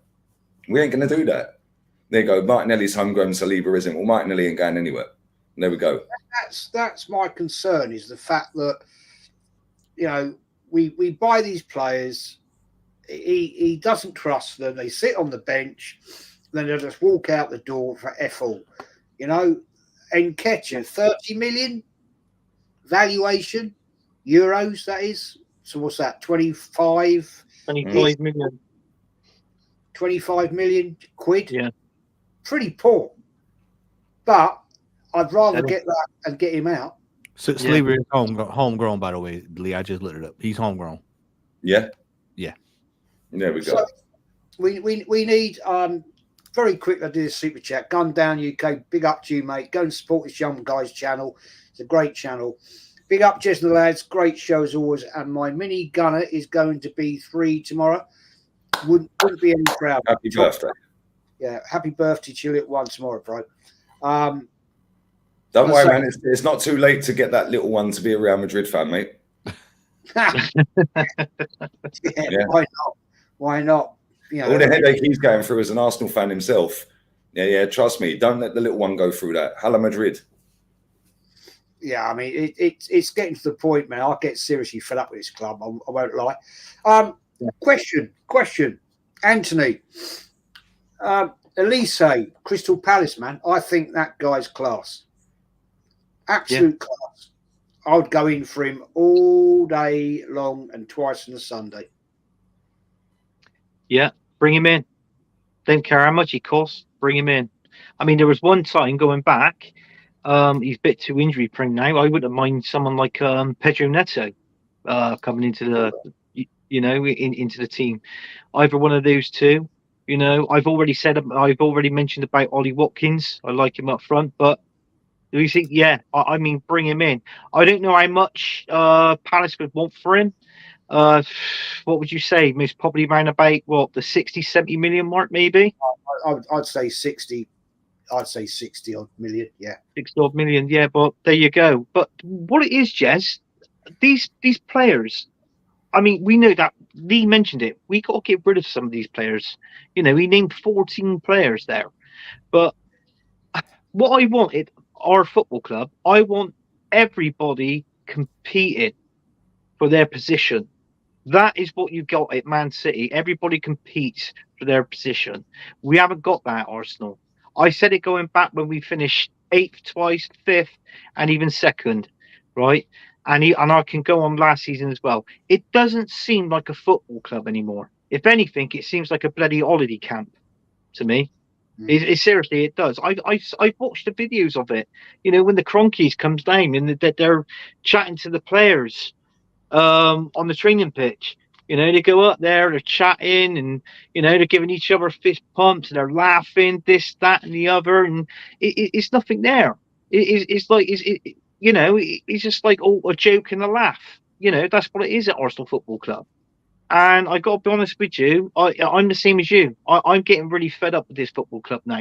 Seriously, I am, because we've become a laughing stock basically. And that's what we are. I mean, look at the majority of our fans. We said it on your show, Jez, when our fans were dressing up. You know, they were rooting for Tottenham. They were wearing Tottenham shirts. I couldn't believe it. Any Arsenal fan that does that, you're not a fan. I'm sorry, you're just not. And this is what you want. You want this standard at our club now, do you? Because I want better. I think all of us on this panel wants better. So, you know, take it how you want, but I think we are a bit of a laughing stock. And I can't see many players coming in next season because Mikel Arteta will go big on spending, most probably on 3 or 4 players. So you're talking every year, man. We're going by one marquee signing, Declan Rice, Pepe, Ozil, Alexis. The list goes on. Jesus before that, and do you know what I mean? We'll buy one marquee signing, and they'll dress it up. It's like it's the greatest thing. We did the Thomas Partey one as well. Deadline day, make it long it out. We knew the price all summer, the release fee, and then we activate it on the last day to make it all dramatic to forget about the fucking shit we ain't done. Yeah, and now everyone's happy because we signed Thomas Partey. This club knows exactly how to play the fan base, plays up to its audience perfectly. Yeah. And the football club is a perfect reflection of our fan base and vice versa. Yeah, absolute losers. I'm sorry. Yeah, it is. And this is where we're at with our club. It's just rinse and repeat. They're trying to. The price has gone up for a ticket next season. The prices are going up again. For what? Why are you putting? We already put it up 6% this season. Yeah, it's going up. Next season, I think upper tier is 6% price increase, 4% lower tier for next for the season coming up. Yeah, and you get less games. So and now you've got 19 games at home. Yeah, the cups are not included, so it's just straight Premier League now, and then you have to pay for the cup games extra. Yeah, as far as I'm aware, I may be wrong, but I'm pretty sure that's the case. And you have to go to 17 out of 19 home games to be able to renew it. That's true. What happens if you're ill and you can't go for 3 games, but you can't renew your ticket? It's disgrace. It's pathetic. They're doing the same at Man United. I spoke to Saeed on the stream earlier. Doing the same at Man United, mate. This is the way football's going. And it's all about that and milking fans. And because there's such a high demand at the moment for our club, oh well, if you don't pay it, somebody else will. So you've got to go between 17 to 20 games. Yeah, so you've got to watch 17 to 20 games, to get proven. To go and watch it, basically to go and watch it. Yeah, the ballot system's completely ruined the atmosphere. You're absolutely spot on, Adam. Yeah, that lad in the chat, big up to you. That ballot system has completely killed off the atmosphere of that ground. And people can sit on streams waffling that it's the loudest it's been and this and that. Cool, whatever, mate. Yeah, good one. Yeah, that ballot system. I know a young girl. I say young. That sounded wrong. Pause. She's about 30 odd, but I'm old. I used to meet up with her. Me and Kenny and a few others. We used to meet up with her at games. She still goes home and away. Yeah. She's had a red member for years and years and years, but she goes home and away, because she knows people that can get her tickets and transfer it over and stuff. Yeah, right. Yeah. She put for the ballot every single game this season at home. She didn't win a single one, and she's had that red membership for about 8 years. It's disgrace. Yeah. And she's been home and away. Yeah, but the only reason she does that is because she's got a big group of people that can source tickets for her. Otherwise, she can't go. Yeah, there's another guy I know. Yeah, he's had a silver membership for 11 years, and he's been to every home game for 11 years before this season. 0 games attended because he can't win a flipping ballot in the silver ballot system. but he's been to every single game at home on his silver membership before that for 10 years, 11 years. It's mad. It's a joke. They don't want people like that there. They want people that are going to turn up and do a grand in the shop. They're going to go and buy 15 quid fish and chips in the stadium. Yeah, do a 6 quid pint. Like, that's what they want. Go and buy the scarves, go and buy all of this. Yeah, sing Super Duper Mick, sing North London is clapped. Like, do you know what I mean? That's what they want. They don't want people there that are going to actually hold the standards of our football club. Yeah, it's all about the money. And in another 5-10 years from now, mate, this club is fucked completely. So we've got 5-10 years to sort this out. Otherwise, it's dusted. Because I know for a fact a burger, chips, and a bottle of water is about 28 quid. We were discussing it, weren't we, Jez? Remember on Early Doors' show on the Sunday night takeaway? 28 quid for a burger, chips, and a bottle of water is not an alcohol drink, just a bottle of water. 28 quid. And it's a little bottle as well. Yeah. Oh, yeah, the little 25 CL bottle, yeah? One of them ones, yeah. Yeah. It's a joke, mate. We're done. But this is, I think football will be done because at some point, yeah, it's going to implode. Yeah, because you can't keep paying people 300-400 grand, 250 grand a week. Yeah, all the sponsors are coming in. That's great. But at some point, people are going to have had enough. Yeah, you can have as many people go for one game and then go to Fulham for the next game that come from overseas, not really interested in football. Yeah, but the ones that actually live overseas that come and watch the football are more passionate than half the people in the stadium. Yeah. Yeah, like facts. All the ones I've met that have come from Australia, America, Singapore, and other places, they're the ones starting the chants. They're the ones singing. Yeah, the rest of them are just sat there like fucking lemmings. Yeah, the ones that are local. Well, I say local. Hardly any of them are local in there anymore. Like in that area, most of them are all from out of town, which is fine. But at least, like, sort it out. Do you know what I'm saying? Like, get the standards up. Yeah, but they don't. They're just there to go. Oh yes, I went down the Arsenal at the weekend. And what, mate? Yeah. Oh, yes, look at us. I can put it on my Instagram. We're on the concourse and we've let a pyro off. Who cares, mate? Did we win? Yeah. What did you win? Yeah. And it's filtered into other people. Yeah. And this is the way you know people are getting brainwashed. I see a Leeds United fan the other day. Yeah. Old boy. I say maybe late 60s. Yeah. And I had a different shirt. Oh, no, what's this shirt? It was last week. I had this shirt on. Yeah. And I was sat in that bar. Yeah. And he said, oh, Arsenal. Yeah. I said, yeah, doing all right this season, didn't they, mate? No, they ain't. I said, they ain't won anything. Then he was like, well, what? I said, no, get the manager sacked. I was talking to him for about 20 minutes. He couldn't believe I wanted the manager sacked. I said, mate, you support Leeds United. You sacked Brian Clough after 70 days. What are you talking about? Yeah. Yeah, do you know what I'm saying? Yeah, and he was like, no. When I went and got my goggles, my glasses, there was an English opticians. Yeah, and the guy was a Wolves fan, English guy from Wolverhampton. Couldn't believe it that I was Arteta out. Couldn't believe it. And this is how you know the PR is constant, because it even brainwashes other fans into believing that what we're not doing, yeah, is seen as success. Yeah. So it's like we're now entitled. Yeah. And then you get fans go, Jolin said to me the other day, he was in a bar and somebody in the bar said to him, oh, yeah, but, you know, there's 89 other clubs in the football pyramid and all of this. Yeah. You know, imagine what they're feeling. He goes, I don't care. This is Arsenal Football Club, mate. Ain't the other 89 clubs, is it? Yeah. Why should we feel what Oldham Athletic think? Who gives a shit? That ain't my club. Yeah, ain't. Let's just be real with it. Who cares what Newcastle thinks? Sorry, Mama Flossie. Yeah, but at the end of the day, doesn't matter what they're doing. What are we doing? Yeah, what are we doing here? Yeah, just because these other clubs haven't won so much in their history, yeah, don't mean we can't win anything. Yeah, we're the third biggest club in England. Lee, these people, you just just make sure United don't win this FA Cup on Sunday. Because I'm gonna have some questions next week. I'm gonna ask some questions. We've got questions either way, Matty. Yeah, because Man City will be catching us up on FA Cup soon. That'll be their 8th.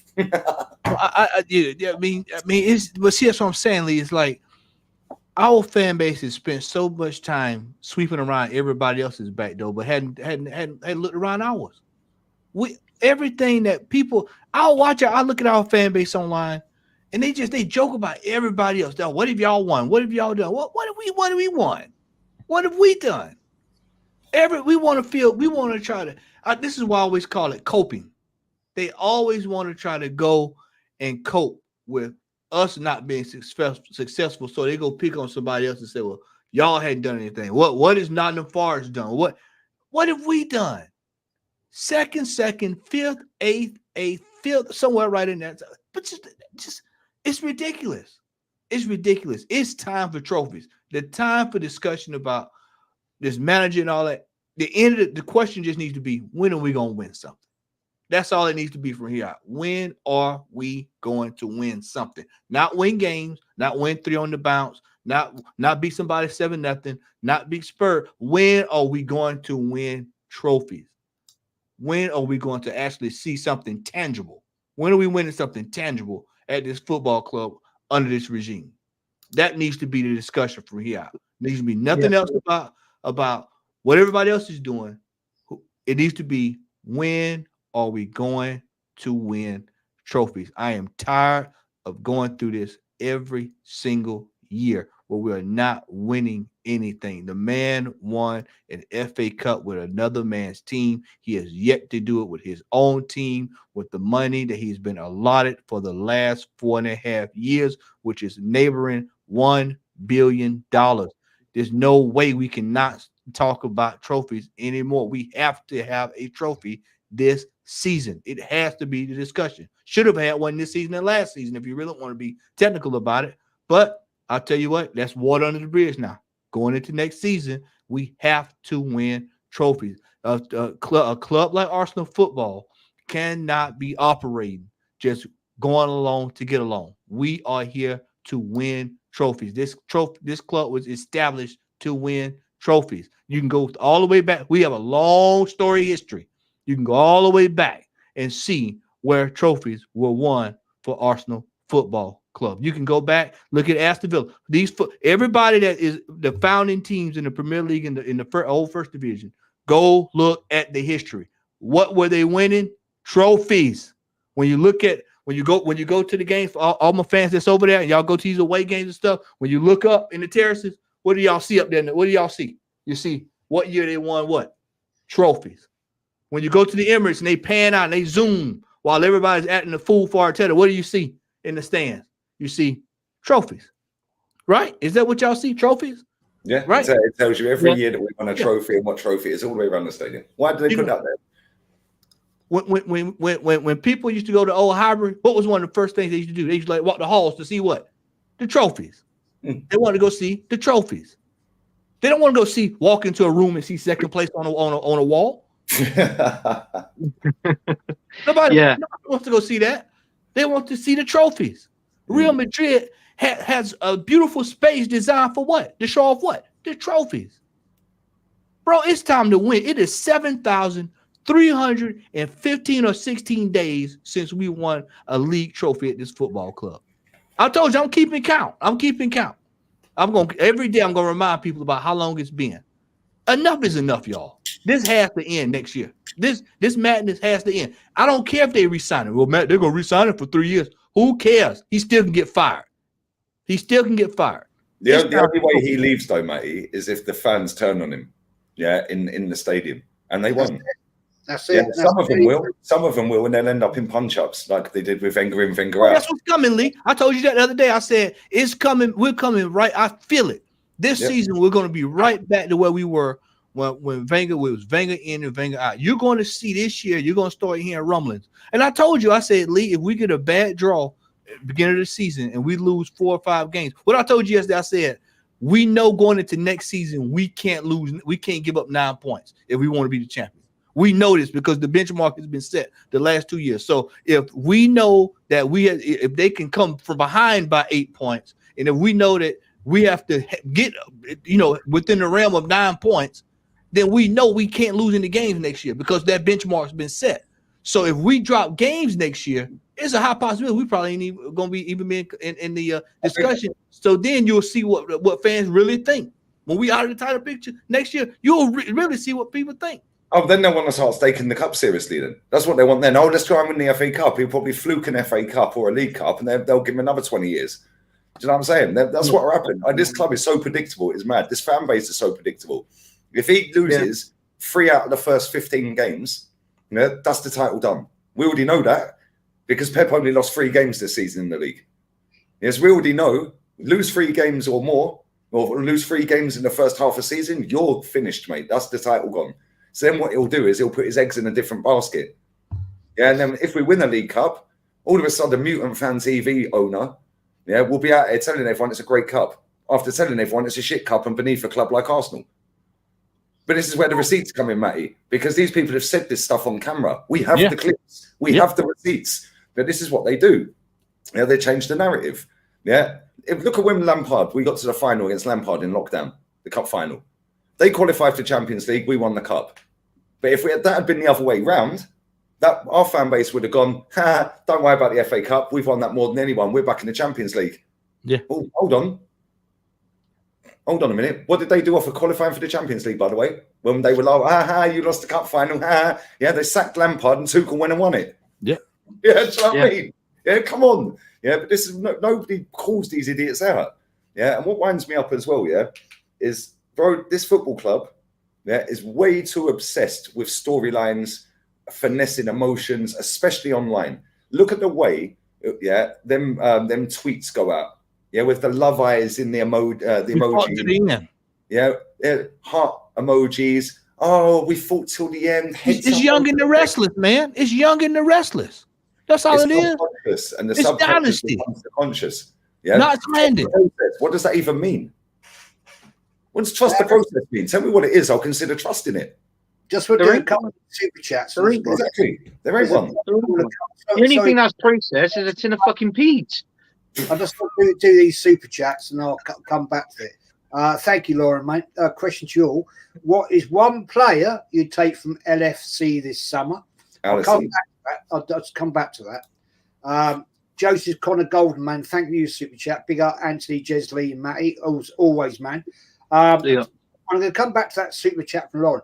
Mate, fella, do you even know what Gooner means?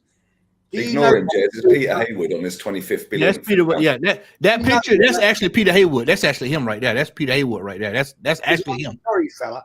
You don't want to be saying that around a few Romans around Islington, because you might get yourself in a little bit of a bad situation. Well, he's only ever been once, mate, so I don't think we'll find him there, will we? They're still around. They're still around. I know a few of them. They're still around. Just this showed you how demented, and I'm gonna start saying it, demented some of these fans are. They know they trolling and will donate to the cause. Well, I mean, just buy all the wine you can, just keep buying all the wine. I do, man. Can I just read a comment very quickly as well? And it's not having a dig at this person, Arsenal till I die in the chat. Who are Chelsea hiring, by the way, a championship level manager? I think you guys want that Leeds manager too. I talked to the Chelsea people in the chat, right? But this is again a perfect.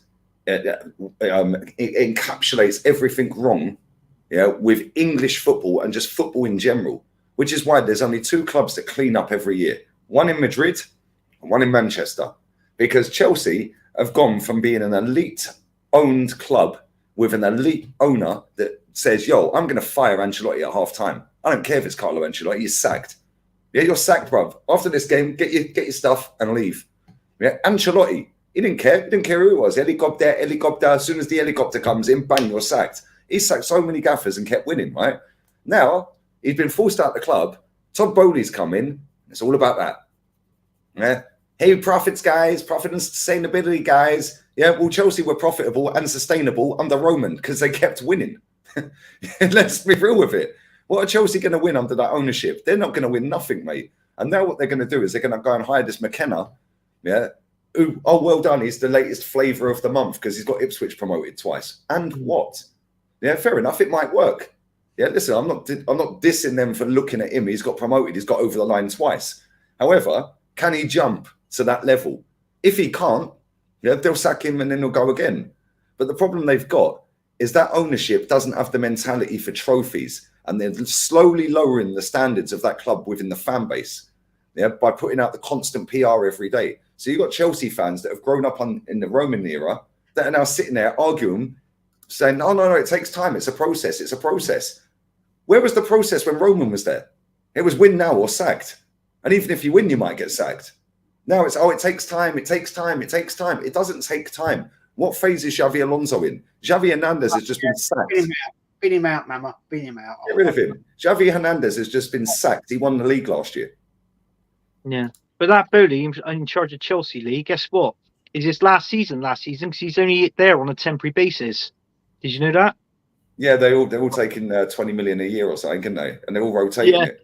Yeah, so he's the CEO for now, and then say Ed Barley comes in as the CEO. They keep rotating. They're going to cream 200 million quid out of that club over 10 years. Yeah. They've sold their 2 hotels to Clear Lake. Sorry, mate, to interrupt you, Lee. Sorry to interrupt you. This fella here has just told me, right, you went to Highbury once and you go to the Emirates, and now you're telling me you don't even go to games. Get rid of him, Jez. Get rid of him. Get rid of him. He's just a fucking idiot. He's got what he wanted, Jez. Yeah. He's probably a mutated 14-year-old from Timbuktu, mate, chatting fucking shit because he's bored. Yeah, he's never seen pussy in his life. Yeah. So he thought he'd come on here and get a rise out of you. So F him. Yeah, they're cleaning up them 2 clubs. Yeah, that comment's spot on. They're cleaning up, right? Because when you look at Man City's Twitter page or Real Madrid's Twitter page, what does it show you every time you go on there? Excellence, trophies. Yeah, I've never heard a Man City fan, and people can mock and say they ain't got no fans. That's complete garbage. Yeah, they sell Real Madrid shirts in Marbella. They sell them in Fengarola. In both the JD stores, they sell Man City shirts. I'm saying an Arsenal shirt in there. They're selling shirts left, right, and centre all over the world, right? Yeah. But I've never seen or heard a Man City fan say, "Oh yeah, we've got to get top 4 this season." They're saying, "Right, we've got to win the Champions League. We've got to go for the league. Got to go for all the cups." Yeah, I've never heard a Liverpool fan waffling about top 4, apart from the season where they had about 1 billion injuries, and they said then they were 8th at one point. And they said, "Right, let's just get in the Champions League." But you know what the difference with Liverpool saying it is? They can actually win it. Yeah, do you know what I mean? Yeah. I've never heard of Real Madrid fans celebrating second. See the party atmosphere, the carnival atmosphere at the weekend at the Emirates. Has anyone ever seen Real Madrid do that, going trophyless? It's a morgue. And the manager gets fired on the spot. Yeah, and this is the thing. People always say, "Oh, but why do you compare us to Real Madrid? We'll never be like them." No, we won't be like them. Do you know why? Because the fans stink. Yeah, theirs done. Their fans call their players out. They call their managers out. They call their ownership out. Yeah, or they're balled out because they are the owners, the fans. And the fans hold the standards. And if you've got the fans not holding the standards and the owner not holding the standards, you go 20 years without winning a title. Soon to be 30. Yeah. Facts, man. Facts. Absolutely. Yeah. I was just going to say, so I've forgotten what I was going to say now, but never mind.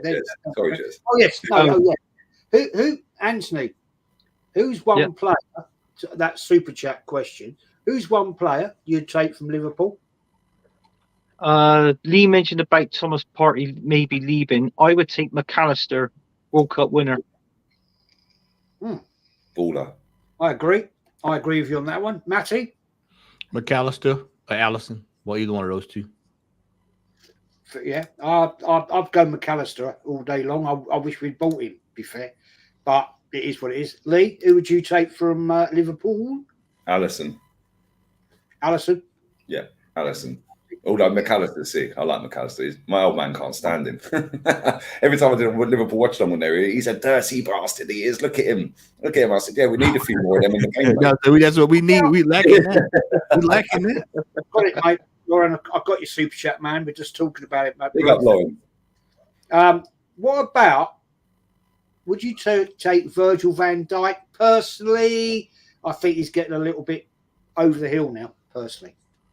No, I wouldn't. He's old. We had a chance to sign him back when he played for Southampton. Arsene Wenger wanted him, if you remember. 15 million euros, wasn't it? When the 15 million come on the line, he didn't want to pay it. That's another one. If it was 15 million, Arsene Wenger wasn't paying it, bro. Do you know who he bought that summer instead? Gabriel Paulista. I forgot about. We even had him on the team. I forgot all about Paulista, man. I forgot all about him.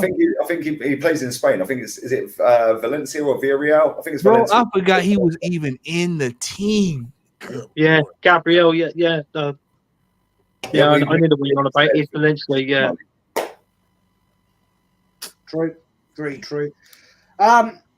Before we wrap this up, I personally. We know Arteta is going to be here next season, right? And he'll probably get a contract extension. Yeah, that's bang, that's guaranteed. You put a great question out yesterday, Lee, to Igal, saying about, well, you turn the table. we've all named different managers that we possibly want in the club, right? He couldn't name one. It was a panic, because he hadn't thought about the possibility of Arteta going. If let's just hypothetically sit here, right? Yeah, and say, and suddenly we hear in July, Arteta has decided to walk out the club. I've done the best I can do. Or let's say, for example, another club's coming for him in Europe because he's the best young Spanish manager in the world, right? Yeah, got the best drip and all that bullshit. Yeah. So, Anthony, who are you going to go? Who would you seriously entertain coming in, man? Oh, fucking, I'll take you, Jez, any day. Hey, Inzaghi. Do you want to rephrase that? Do you want to rephrase that? That's Yeah, I'll rephrase that. Yeah, I will. Yeah, I'll have you as manager, Jez, of Arsenal Football Club. But no, Inzaghi for me. Yeah, I'd agree with you there, man. Matty? Simeone Inzaghi, but he'll probably end up going somewhere else. We'll miss that out. We have missed the boat on so many potential managers to come into our football club because we've been goofing off with managers. Expect it to be more of the same this go around. Yeah, okay. Lee, mate? I want Inzaghi, but apparently he doesn't fit the profile of our team. What does that even mean? This word profile needs to be banned from football. Oh, he's not the right profile. We misprofiled him. What does this shit even mean? Yeah, good managers get a result. Yeah, he's a good manager and he's done it at 2 different clubs. Go and get him. If we don't get him, yeah, then go and get the Girona manager. Yeah, because I've seen enough of him. He is unbelievable, mate. Yeah, he is unbelievable. He's just taking the equivalent of Luton Town to the Champions League, the Spanish equivalent. So yeah, go and get him. And he got him promoted 2 years ago. So what phase is he in? But it's a farmers' league. Okay, mate. Okay. Fair enough.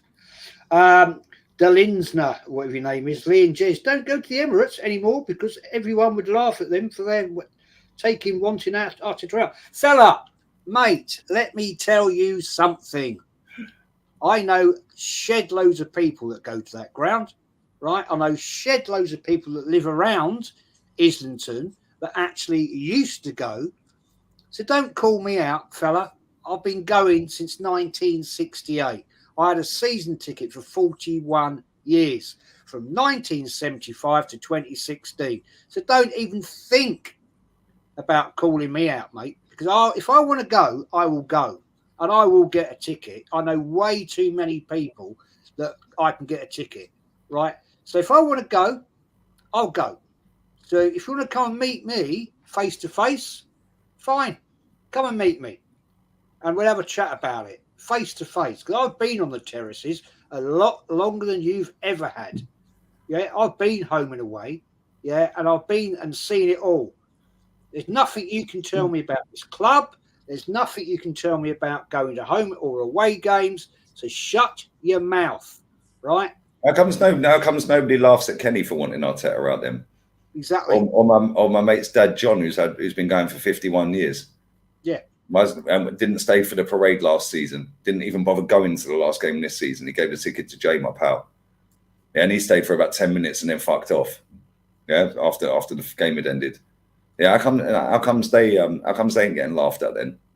Yeah, these people don't even go to games themselves. They're absolute crap, Jez. Yeah, like all talk. Oh, I get it all the time. I used to get this before I started going back again. Yeah, right, when Wenger was there. If you come to a home game, you'll get punched up. Nobody ever punched me up. You go to an away game, you'll get beaten up. Nobody ever beat me up. You go to a European away game, you'll get beaten up. Nobody's ever beaten me up on a European away game. Yeah, you go in any booze around London, you'll get beaten up. Never happened. Yeah, and it's the same now. I know way too many people that go to football for me to ever have anyone weigh me in, mate. Ain't happening. Ain't happening. Like, way too many people. Yeah, ain't happening. But it sounds good on the internet, doesn't it? Because they try and dismiss the likes of us. So what they do is they say whenever we call out Saka, it's racially motivated. Yeah, whenever we say something they don't agree with, you don't go to games, you'll get beaten up if you go. Yeah. And then they try and counsel you on every single thing you say, yeah, by using stupidness. They can't argue with our points. They can't argue with fact-based evidence that we're putting in front of them. So they try and dismiss it on other topics. At the end of the day, yeah, if these people want to infest our fan base, cool, it's no drama. Yeah, they'll still be sitting here in 15 years' time, still buffering like when they were born, mate. They were born in deficit, these people. Yeah, so let them crack on. Yeah, because I know what I'm doing. Jez knows what he's doing. Anthony and Matty the same. Yeah, we're sitting here raising the standards, and there's a reason so many people watch us on a daily basis. And there's another myth as well. Oh, he's got more subs that support other teams than Arsenal. Complete bollocks. But it sounds good because it's another way to dismiss my points, isn't it? And your points, and Matty's points, and Anthony's points. Oh, it's only rivals that watch him. No, it ain't. How many Arsenal fans are in this chat? There's loads. Then it's, oh, but Lee's only got kids that watch him. I've had over 60 million views since I've had my main channel. Over 60 flipping million views, yeah? Less than 1.7% of them views have come from under 18s. But this is what they do. They try to dismiss and belittle and shut your argument up. You ain't bullying any of us. We're fully grown adults in our 40s plus. Yeah, just in his 60s. You ain't bullying us, mate. Yeah, so if you want to sit on the internet chatting shit, cool. Do better in life. Yeah, real cool. Do better in life. Yeah, because we've all seen enough games between us. Yeah, whether it be going to games or on TV. We have seen enough football in all of our years watching Arsenal. And there's nothing we do not know about this football club that you can't tell us. Yeah, there's nothing, because between us all, we know it. Yeah, and that's not trying to be cocky and arrogant. Facts. If I don't know something, Kenny does. If Kenny don't know it, Jez does. And if Jez and Kenny don't know it, Matty knows it. And if you don't, then Anthony knows it. That's what it is. These people can't argue. They can't bully you. Yeah, they can't just tell you how many games you've been to, Jez, because you've been to nearly 3,000 games. So what they do is they try other angles. These people were born in fucking deficit, mate. Yeah, and they've never caught up, and they never will. They were born buffering. Yeah, so let them crack on every day. I call these dickheads out, Jez, every now and again, yeah, because I've had this for about 5.5 years on my YouTube channel. Well, I still get up and work every day. I still get up and stream every day. Ain't deterred me, is it? No. And I was going to games week in, week out. Well, sorry, Lee, but like nearly on 100,000 views on one channel and 30-odd thousand on your other channel. And I've lost nearly 70,000 subs on the main channel, and I've still got nearly 100K. Exactly. So at the end of the day, I think that proves a point. I mean, AFC here, come on, Jezzy boy, Arteta ain't going nowhere. Dead channel with dead views. Your league gunners, little dog. Bless up to AFC, yeah. Bless up to him. Put the link for your channel in there, and I'll promote it, mate. Yeah, yeah. I'm actually on my way to 6,000, man. So thanks for that. Thanks for that. I'm on just over 5,500. Yeah, but tell him to put the link for his in. Man said you planning on going to games next season. I'm not planning on going to games next season. Do you know why? Yeah, I get paid to watch this shit. I ain't paying to watch it. I'll tell you what, fella. Where's your comment again? I'll find you. Come and if you want to come on and join us and face to face, I'll send you the link. Yeah, put your email in the chat. Let's see what you got to say. Make sure your camera's on though, mate. And then you can come on and tell us something we do not know about our football club. How about that? Because how many people are watching, Jez? Just nearly 500, I think. Okay, so let's see how bad this little boy is that's never been to a game in his life, that thinks he's some sort of gangster on the internet. Now, unblock him. Unblock him. He's been blocked, apparently. Unblock him, and let's see if he can put his email address in, turn a camera on, show his ugly face, and then tell us something we don't know about our football club. I love this game because they never do. His email is at afc@jackass.com. Yeah, come on, join us, man. Come on. I remember like that program, Jez, that All or Nothing, right? That's when that program came out. That was when we finished 5th, and we lost our first was it 3? Yeah, it was 3 games. To see, we lost 3-0 to Man City and all that. Guess what? They had fans calling in, right, on Talk Sport and stuff like this, and there was loads of fans actually saying back then they wanted this manager out. Villarreal at home, and he knocked us out second leg. Yeah, they all wanted Everton away. Damari Gray scored a screamer in stoppage time. We lost 2-1. They wanted him out. Yeah. Yeah. But this is these people love to rewrite history. This AFC, yeah, these been unblocked. Yeah. You've got literally 1 minute to put your email address in, otherwise you'll get blocked again, mate. So if you've got the cojones, which you ain't, because this is why you suck off Super Duper Mick, because you're sexually attracted to him. I know it's Rainbow Month next month, mate, but you're a little bit early for that. There's another 9 days before that kicks in. Yeah. So let's just be real with this, mate. Yeah. You've got 1 minute to put your email address in, otherwise you'll get blocked again. It's as simple as that. Yeah. Come on, put your camera on. And tell us how we don't know about the football club. These people chat shit, and there's millions of these that have infested every football club in England. Yeah, every club. Every club has one. Every club has a jacket. Every club has millions of these. Yeah. Tottenham, Chelsea, Man United, Arsenal, Liverpool, Man City to a lesser degree, because they've just seen success. Unless they're old school, like Steve. Big up Steve. Big Steve deserves everything he's fucking watching, mate. Yeah. Well, there we go. We might as well just block him because he's obviously a wrong one. Man said go in skin. Your views are going to dry up soon. Yeah. Okay, good one, mate. My views ain't drying up. My channel gets bigger every day. And thank you. And just for the record, I've earned more this month in 21 days, getting updated from yesterday, than you're going to earn in the next 6 months, mate. So try better. Yeah. Try better. Yeah. You were born in deficit. Just block him, man. He's obviously a troll. Yeah. He obviously don't want it. Oh, you're fake or this and that. But Jez, I see these people. I deal with these idiots so easily every day for 6 years. They chat absolute crap. He's got a picture of Mikel Arteta right by his bed. No, it's on the ceiling in his bedroom. I just think it's laughable. I think it's absolute laughable. These little pussies, right, sit there and want to chat to us, right? Seriously, it's just jokes, man. Come on, man. Come and pot your email. Because do you know why, Jez? He's got no people skills. He can't construct a coherent sentence because he's thick as shit. Yeah, he's probably deformed. Yeah, retarded. Yeah, let's just be real with this. Most of these people that have got the most energy on the internet hiding behind an Arsenal badge or a player profile picture have got something wrong with them. Let's just be real with it. And before anyone wants to chat shit, my youngest brother is the same. My youngest brother. Yeah, my mum had German measles when she was carrying him. He's deaf and blind. He's partially blind in one eye, totally in the other. Partially deaf in one ear, totally in the other. Yeah, he looks about 14. He's 36. Yeah, keyhole surgery when he was born. He talks the hardest on the internet. Yeah, wouldn't say boo to a goose. Sits in his bedroom on a fan forum every fucking day for the club he supports. Yeah, chatting shit to the fans that don't back the manager of his club. Yeah, he supports Derby County. Yeah, goes all around the world watching England Football Club, like England national team.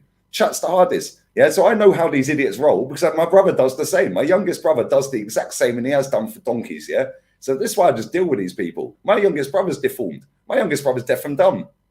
Yeah, these people chat shit. I know exactly what it is. Yeah, don't be sorry to hear that. It's cool. He got told he'd live 6 months. He's 36. Yeah, do you know what I'm saying? Yeah, this is why I just deal with these idiots the way they are. I guarantee you, if you lined all these idiots up in a line, they all look exactly how I expect them to look. Yeah, and not one of them can write a sentence properly. Not one of them can talk properly. Not one of them has any people skills. Not one of them can hold an audience. Not one of them can talk to an adult properly. Yeah, they just sit on the internet because they get bullied every single day. Whether they can get a job, probably not. Yeah, but my brother couldn't get a job. Nobody would employ him. So he just chats shit on the internet every day. Yeah. These people get bullied at school every day. So then when they go on the internet, they think, oh, okay, this is my release. This is my dopamine fix because everyone bullies me. I look different. I sound different. So I get bullied. Yeah. So they come on the internet and chat shit. Cool. Chat shit. I'll just ruin you every day. Ain't no problem to me, mate. Yeah. Ain't no problem to me. I'll cuss you out every day. All of you. Yeah. Because you're the biggest problem at Arsenal Football Club. You've buried our football club. Fact. I mean, this clown, he's under a different name. I blocked him last night. Bashkar. You don't know what you're talking about. Fake. The new generation taking over. Yeah, which is why the world's buried, mate. That's why you're from India, fella. I told you last night, go back and live in your little mud hut, right? And shut up because you don't ever get to games and you'll never will because you can't afford to. So shut your face and piss off. And people have bollocks every day, Jez, every single day. Jez, this is what English Premier League clubs have come to, mate. You've got people that go to games every single day, or every single week, sorry, being told that they're fake. But then people that have never stepped foot in the fucking stadium, yeah, are out here talking the hardest. Yeah, let them crack on. This is what the club wanted when they smashed Highbury down, by the way. Yeah, and it's all about the money for them. Yeah, that new shirt, yeah, I guarantee will be the record-selling shirt at this football club. I guarantee it. Because of the 2 seasons where we finished second. So now the vibe is great. Oh, we'll buy merch. Yeah, all 3 kits will be sold, record-breaking figures this season. Yeah, we'll go and sign some geezer that nobody's ever heard of, and he'll be hyped up to the moon. Yeah, then when I call the transfer window a 4 out of 10, yeah, I'll get told I'm negative. But then at the end of the season, they'll say, well, we need a right winger to cover Saka. We need a striker. We need so basically everything I said in the summer last summer is what you lot are all saying now. Then it'll be the same this summer. I'll get called negative and toxic again. Fast forward to next season when we win nothing again, they'll be saying the same as what I said summer now. Yeah, this is what this club want. Yeah, and this is what the world has become. Divide and conquer. Arsenal Football Club want to divide the fan base so they can conquer with their mission of fucking lowering the standards and making as much money as they can. Every single season, this football club makes more money than it did the year before. And it's won nothing for 4 years. Yeah, they're putting ticket prices up every year, sorry. Yeah, going to the stadium now, a drink's more than it was last year. The food's gone up. Everything's gone up. Everything goes up apart from the quality on the pitch. Yeah, and apart from the trophies. The trophy haul has not gone up for 4 years. But everything else is going up. But they know that if all 60 or all 40-odd thousand season ticket holders all bin their ticket today, there's another 100,000 waiting to take them. Yeah, and if half of them say bollocks, there's another 100. Like, do you know what I'm saying? Round and round and round we go, mate. That's why I said next year, if we don't win anything, it's going to be interesting to see what the energy is going to be. That's why I said it's going to be some punching up next year. So you might as well just get ready. It's going to be a lot of dust ups, next year, because the likes of these guys that's coming in here, kicking up a dust storm when the results aren't there next year. I want to see what the energy is going to be. And this is they'll just change it again and say, well, he's only 5 years in. It took Fergie 7. Big up to Ian Thompson as well. Bro, Claude was a legend, mate. Yeah, I remember going Forest away with Claude. We lost 4-2. Well done, Wenger. Yeah, in the cup. Yeah, and he was going absolutely fucking nuts. Not just because of the result, but because of Nottingham Forest Stadium. Yeah, we were right at the back. Yeah, and they have a big overhang. So we couldn't see the other end of the pitch where the goal was. So we're like this. We're ducking down. We couldn't see. He was going nuts all the way through the first half or the second half or whatever it was. He was going, why the bloody hell do I keep coming? Well, every time we get Forest, I get this shit. Yeah, Claude was a ledge, man. Proper ledge. Dave, yes, let me say one more thing. Sorry, mate. Let me say one more thing. Yeah? The only reason our channels get as many views as they do is because of people like this. Yeah, that come in the chat and chat rubbish. Because I don't like EastEnders, so I don't watch it. Yeah, I don't like The Only Way is Essex, so I don't watch it. And I'm sure there's channels that you guys and programs you guys don't like, so you don't watch them. I'm not out here tweeting Phil Mitchell saying, why did you beat Sharon up? Yeah, I'm not, am I? This is the equivalent in football. People don't like somebody on the internet, so they go and troll them. Yeah, they hate follow them. Yeah, I'm on my watch along last night for the Europa League final. I put a tweet out at full time. That's another player to add to the long list of players that Arteta's binned. Yeah, Kolasinac is another player to add to the long list of players that Arteta has binned that has gone on to win a trophy.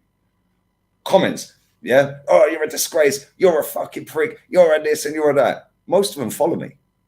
Why do they follow? Because, like I said, they're bullied at school and they were born in deficit. Yeah, so now it's their dopamine fix, hoping that I reply to one of their tweets. Because now it's, I've rattled him, I've triggered him. Oh my God. And then what they do, yeah, is they'll slag people like us off because it gets them traction on the internet. Because they've got no way of getting traction on the internet, yeah, without slagging people like us off. And because they know we've got a lot of people that don't like what we say, that can build their following up and give them some sort of dopamine hit every day. Because if they put a clip of us out saying something, yeah, oh, look at these, see you next year, look at these scumbags and blah, blah, blah, right? That's going to get them more views, more likes, more retweets than they will get on any tweet talking about football. Yeah, so that is their release. It's like, oh my God, I'm a man. Oh, look at me. I'm getting loads of traction now. Who gives a shit? Yeah, how about leave your house, yeah, and actually like do something productive. Yeah, and if you're sat on the internet, yeah, let me tell you right now, yeah, the internet is the easiest way to make big money. Easiest way to make big money, whether it be crypto, yeah, whether it be drop shipping, whether it be YouTube, whether it be Twitch, whether it be TikTok, whatever it may be. Yeah, you can earn so much money on the internet. These Twitch streamers are earning millions. Kick streamers are earning millions. Fabrizio's just signed a massive deal. Yeah, what's it? Aiden Ross is on big dough. Yeah, Kai Senat's on big dough. Yeah, these people are earning a fucking fortune. Yeah, but these people want to sit on the internet and use their time, their downtime, yeah, to sit there and slag people that are actually doing well on the internet. Yeah, and earning money and spreading their truth instead of lying. Yeah, instead, they should be sitting there taking online courses. They should be sitting there bettering themselves, but they don't because they're thick as shit. Like I said, they were born in deficit. Yeah, but without them, I don't have the money. So keep watching every day because I ain't going anywhere. Cheers. Facts, mate. Facts. Absolutely. Dave, I haven't seen you come on to debate us, mate. Where are you? Like I said, he can't construct a sentence properly because he was born in deficit. He's thick. So, you know, we're sitting here waiting. I'll give you another... I'll give you 5 minutes and let's see what you come up with. Because I love it. Hey, big up Gavin in the chat. That comment's funny. He's here. Right. Put your email, fella. Where are you? Where you gone? Put your email in the chat. Yeah, put your email in the chat. Do that. And I'll send you the link. I'm not. Yeah, make sure your camera's on. Yeah, your camera. Make sure you're ready to kick him as well. Because if he acts like a dickhead straight away, just kick him. I will. Yeah. Don't you worry about that. Yeah. But let's see if he's got any points there. Let's see if he can tell us exactly what it is. He won't put his email in. They all say the same. I've said, Jez, I've done this for 6 years nearly, mate. Yeah. And I've done this so many times. Put your link in. Go send your email in. Oh, send me the link. Send me it. Put your email in. Then they just make up an email address and they never turn up. Or they don't just disappear. Yeah, every single day for 6 years, Jez. Interview, Lee, when you've done it before over the last 4 years. Yeah, I've been going on streams with you, and you've come on in. Yeah, big up Rahorn in the chat. That's why. Yeah, that's why that stream, mate. That stream, that dickhead came on and panned the camera around to a porn video of some geezer with his knob out. Do you know what I mean? Like, it's pathetic, man. But this is the internet. But at the end of the day, these people have tried so hard to get somebody cancelled they don't like. Yeah, you ain't cancelling me. Yeah, you can try your hardest to cancel me, mate. The only people that cancel me are my audience. My audience grows every day. Yeah, I'm pretty much not photographic memory. I've got a very fucking good memory. I see the same people in my chat non-stop and I've done for years. Yeah, and when people want to try cancel it, keep chatting. Never had a strike on my channel ever. And never will. It's what it is. It's what it is. But these people just love to chat shit. At the end of the day, Jez, yeah, you're retired. You've done well for yourself in life, yeah? Anthony, I don't know how you're doing in life, but I'm sure you're doing well as well. Yeah, Matty, I know Matty's smashing it with his photography. Yeah, one of the greatest photographers in the whole of America, by the way. Yeah, and look at the size of that country. Now, come on, you already know, bruv. Yeah, and I know what you got coming up as well. Paul's no diddy. Yeah, keep your eyes peeled for that soon, lads. Yeah, and this is what they do. They do it with Man United, with Saeed and Rance. They'll try anything to get these people cancelled because they don't like their opinion. Well, don't watch it then. It's pretty damn simple. Think how many hours, right? If somebody watches you that doesn't like you and they watch you for an hour a day, yeah, well, actually, they can't watch you for an hour a day because their attention span is probably about 3 minutes max. Yeah, but let's say they watch you for 3 minutes a day. Times that by 365. But if they do watch you for a whole hour to try and get that one little clip that can potentially get you cancelled in their dumb brain, right? That's 1 hour a day for 365 days a year. Think what they could be doing with that time. I don't watch channels I don't like. Yeah, so the amount of people that keep asking me, "Oh, did you see Turkish's interview? Did you see Turkish say on the watch along for Spurs? Did you see this? Did you see that?" I don't see anything. I get asked every day, "Did you see this?" No, I didn't, because when I'm not on live streaming, I'm not on the fucking internet, mate. Yeah, unless I'm maybe cleaning the house, cooking some food, and I've got a stream on in the background of somebody else's channel that I actually want to watch or listen to. Yeah, I was in the comments of Hugh, Man City fan. Yeah, because he was talking about the charges again and blah blah blah. Yeah, so I had that on the background, put a little comment and shared it in my community. Yeah, because I know he's not chatting crap. Yeah, but these channels, yeah, there's a lot of them that these men all rate. These haters of us all watch, and I swear down, yeah. And Curtis said this on a stream the other day. Matty, you told me this, and we spoke about this on the phone. Yeah, right before I did my watch along last night. He said that he knows some of these people. He goes to games. Yeah. blah, blah, blah. They'll say one thing on camera and a completely different thing off camera. And I 100% can confirm that is true. But these are the people that these mutants are following, thinking that they're the oracle and they're the voice of the fans and they're the one. Oh, they're the real ones, mate. Good one, mate. Yeah, amount of people, yeah, that say one thing on camera and one thing off camera is absolutely fucking insane. Yeah, Europa League final. I'm not going to say who it was. Yeah, but there was a particular person who wanted him sacked after that final. He then goes on a certain video, yeah, and says, "Oh, I think we should give him next season, give him the summer, give him more time. Yeah, give him the transfer budget. We need to back him now." Why did you tell everyone that you wanted him sacked then before you got on camera? Yeah, round and round and round and round we go. Is what it is. It is what it is. But mate, these people, there's a lot of them as well, right? And I've learned this over the years. Yeah, there's a lot of people that slag us off, but then when you reply to them, "Oh no, I only did it to get a reply, mate.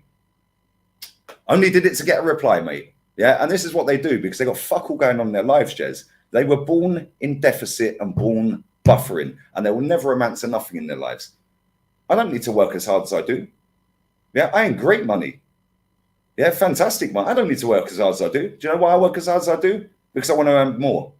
Yeah, when I get to the next level, I want to go to the next level after that. Yeah, then I want to get this, then I want to get that. Yeah, I've got things that I want to do in my life. Man, so you have to fucking grow for it. I ain't sitting on the internet, yeah, chatting absolute bollocks to somebody in the comment section that I don't fucking like. Get out of here. Yeah, every now and again, I'll call them out and I'll go and quote tweet gold bitch. Yeah, and I'll go and comment in certain people's streams every now and again. Every now and again. These people are here every day, you know. Every day. Why? Doesn't matter what time of the day it is, these same mutants are online. Why? That tells me they're jobless, fatherless mutants. Facts, mate. I mean, it fascinates me. It does. Seriously. Dave, he's now my mate. My friend was putting those comments in. What, on your channel? Oh, I was hacked. Oh, what you've been? Oh, well, that's interesting.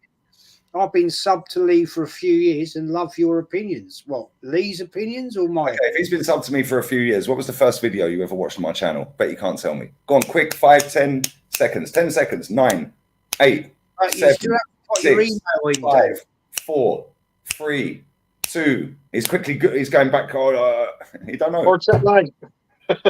Yeah. The fact is, Dave, you didn't put your email in, so you failed at the first hurdle. Sorry, you fell off your horse, fella. Because at the end of the day, all you had to do is put your email in there, and I'd have given you the link, and then you know what I'm saying. That'd be fine. But you failed, and don't call me your mate. You know, because that is bollocks. Absolute bollocks. Couple of questions here. It's my club too. I'm a real gooner, proper Arsenal. No, you're not. You've never been. So shut your mouth and piss off. NW10 to NW2.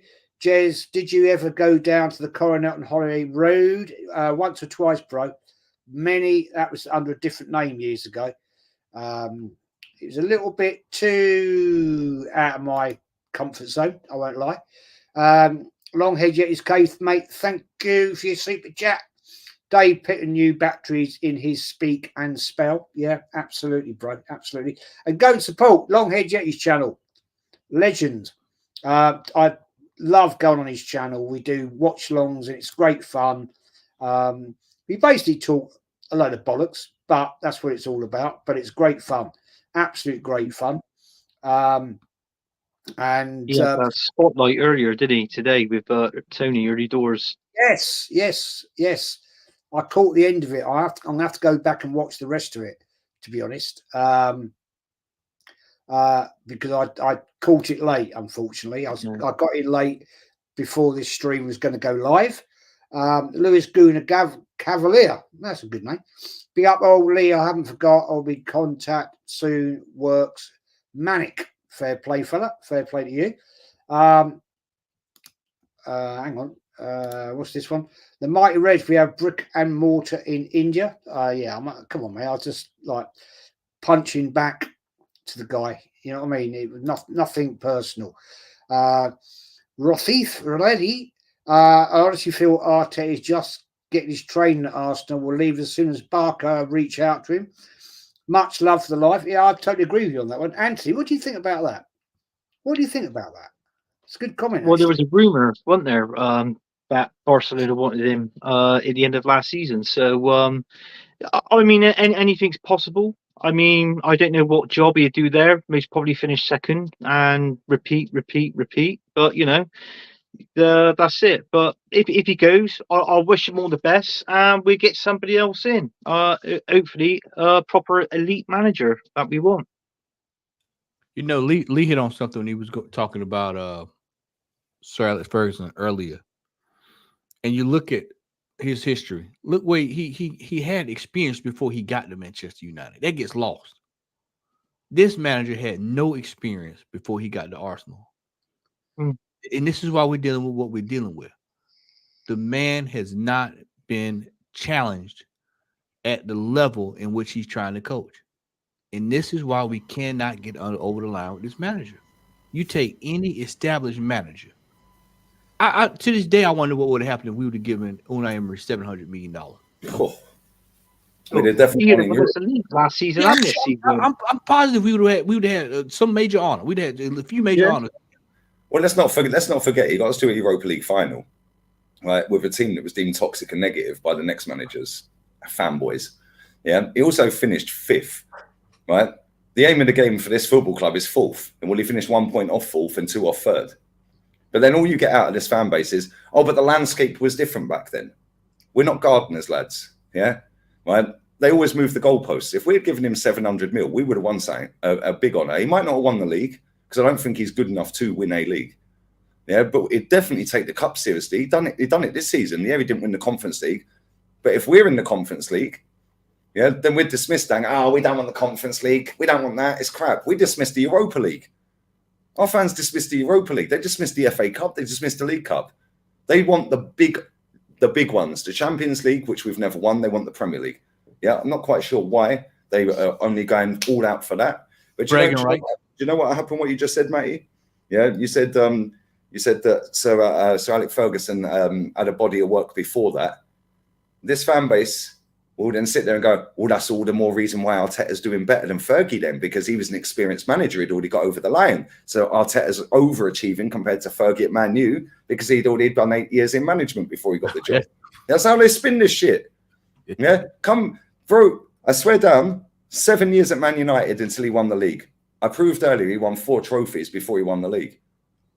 Yeah. So this manager's got 2.5 years to try and find 3 more trophies and a league. Yeah. To get in line with the Fergie thing. Yeah, with the 7 years. He's done 4.5 years. He's got 2.5 left and to win 4 trophies. Because that's what Fergie did in the first 7 years. Y'all know what's getting lost in this as well? We're going to be in a rebuild next year or year after next. Facts. Because some of these players are going to some of the starting lineup will be gone come next season. Lee, look down there. Oh, you're going to be gutted, aren't you? You're going to be gutted. Yeah, I'm absolutely. Let's see if the number's gone up. Let's see how many exact subs I've lost since the 21st of November 2018. Let's have a quick look at how many subs I've lost on the main channel. Let's have a look, lads, because this shit's funny. Oh no, you've unsubbed. Bro, you'll be replaced in about 2 seconds anyway. My channel's flying.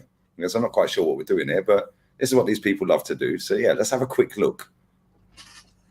Yeah, and I'm not even joking. I'll share my screen. Yeah, I swear down. I'm not even joking. I will share the screen and show you how many subs I have lost. Where are we? Let's go. Subscribers. If it loads. Smash these likes up as well. Make sure you sub to everyone on here. Yeah, make sure you sub to everybody on here. Right, let's go. Subscription. Oh, fucking hell. What is this doing? Oh, more metrics. Here we go. More metrics. Okay, subscribers lost. Subscribers lost since the 21st of November 2018. I will fully, happily share my screen. Yeah? 63,733. 63,700. Yeah, and 33. Wow. And I've still got, yeah, I'll share it if you want. I don't give a fuck. Go and share it. Yeah, You share want me it. to share it, yeah? Cool. Let me share it. Yeah? These people chat absolute bollocks. I've lost more subs than most people have subs. Subs. Subscribers lost. 63,733 subs lost. Yeah, the number of total times you have been unsubscribed to. Yeah. And the channel has still got, as I load it, it has got 98,718. Do you think I give two fucks if you unsub, mate? I don't get paid for subs. No, you pay for views, fella. Sadly, you know what I mean? Get it right. I just want to bring this one up as well. I just want to bring this up. Yeah. Delinza, Jez, you haven't been to Emirates since 2016. You haven't got a clue about what the average fan wants these days. Fella, I had my season ticket from 1975 to 2016. Actually, the last time I was at the Emirates was just after lockdown. That's true. Yeah, that's true. And do you know what? Just to jump in on that as well, yeah. You haven't got a clue what the average fan wants these days. Yes, we do. Do you know why? Because between Jez and I, yeah, and Anthony and Matty and Northside and Kenny, we know hundreds of people, thousands of people that go to the Emirates on a weekly basis, mate. Yeah. And we do know by judging from what we see on the internet that we know exactly what this modern era of football fan wants. They want a fucking fairy tale. If you want a fairy tale, go and watch the Disney Channel, mate. Yeah. Because at the end of the day, the game is about winning. Hence why they hand out trophies to the winner and they don't to the other 19 fucking losers. Yeah, so I don't want to be associated with you people. I hope you're happy that you're fucking witnessing greatness, finishing second. Kind of sums up modern society. Cheering for second. It's participation medals. It's what it is. It's what it is. Yeah, at the end of the day, winners win, losers make excuses. Facts. Absolute facts, mate. It does really, I don't know. Jez, let him crack on. I'm all for him staying for another decade. I don't give a fuck. When I'm doing my Real Madrid watch-alongs in my Real Madrid shirt next season, yeah, with Luka Modric and Gareth Bale holding the Champions League on the green screen, that's going to trigger these dickheads all day long. Yeah, the amount of people that have messaged me saying that they've signed up for a Real Madrid membership since I've done one is fucking crazy. Even Dow, Oregon Goon, signed up for one. He sent me the screenshot the other day. Yeah, Dow was going to come on tonight. Unfortunately, he was dragged into work, unfortunately. All right, big up to Ambu, everything. Lee, you chat so much BS. Thanks for watching, fella. You watch it every day, so you must know, innit? Lee Gunner drinks too much. Nobody cares. Stick to watching that dead sport F1, bruv. Is it your life?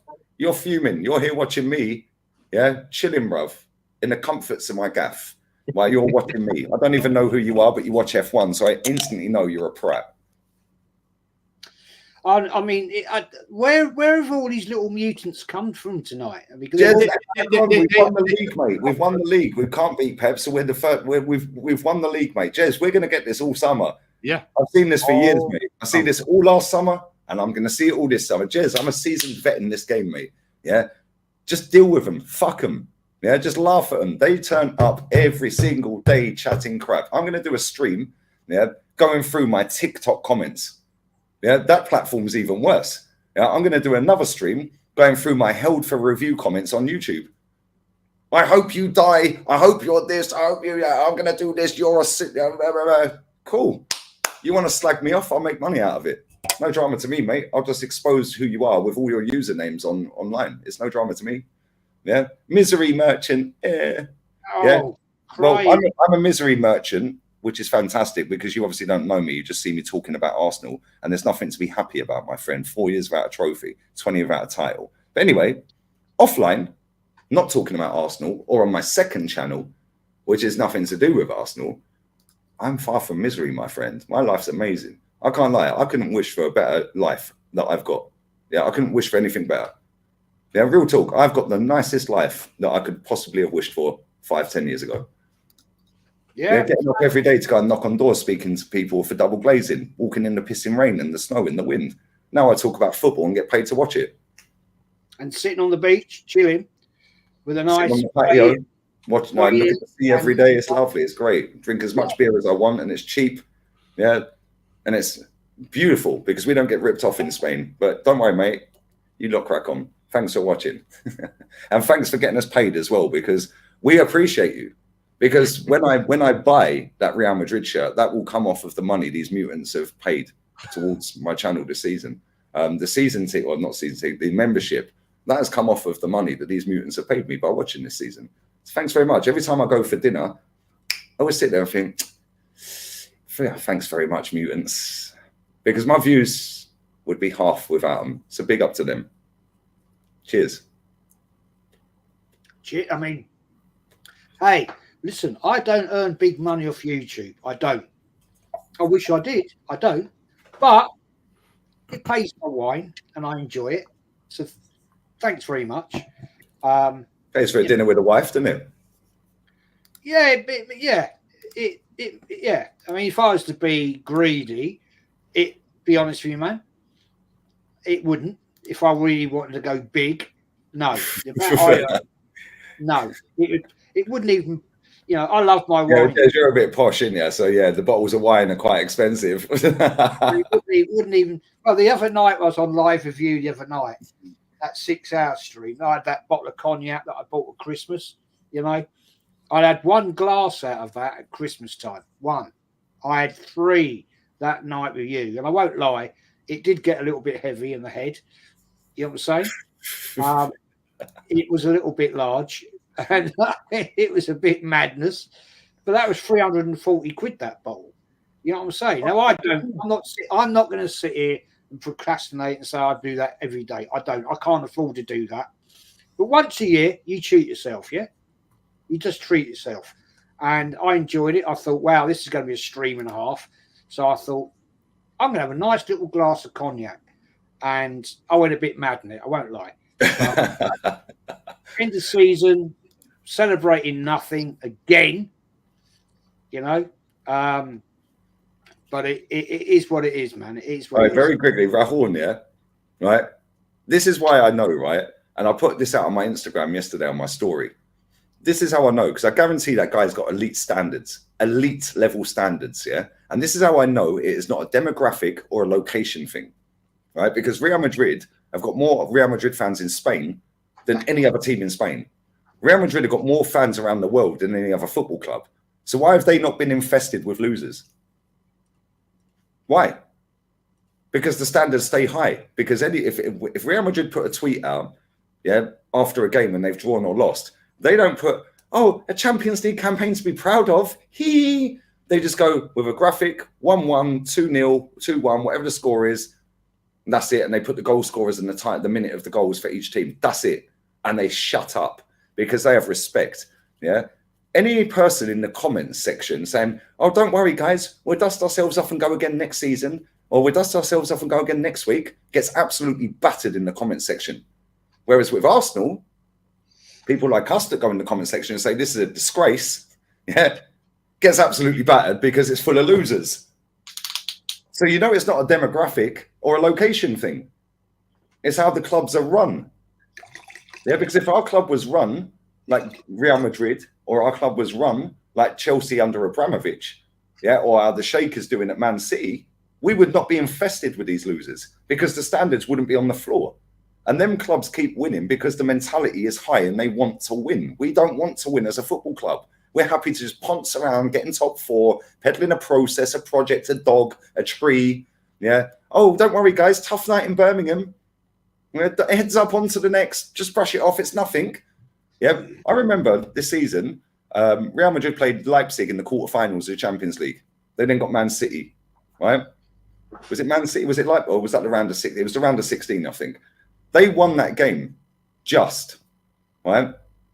And let's be real, Real Madrid should have lost that game at home. They should have lost and they should have been knocked out, right? Rudiger at the end of the game. And in the first half, Real Madrid fans were booing their team, by the way.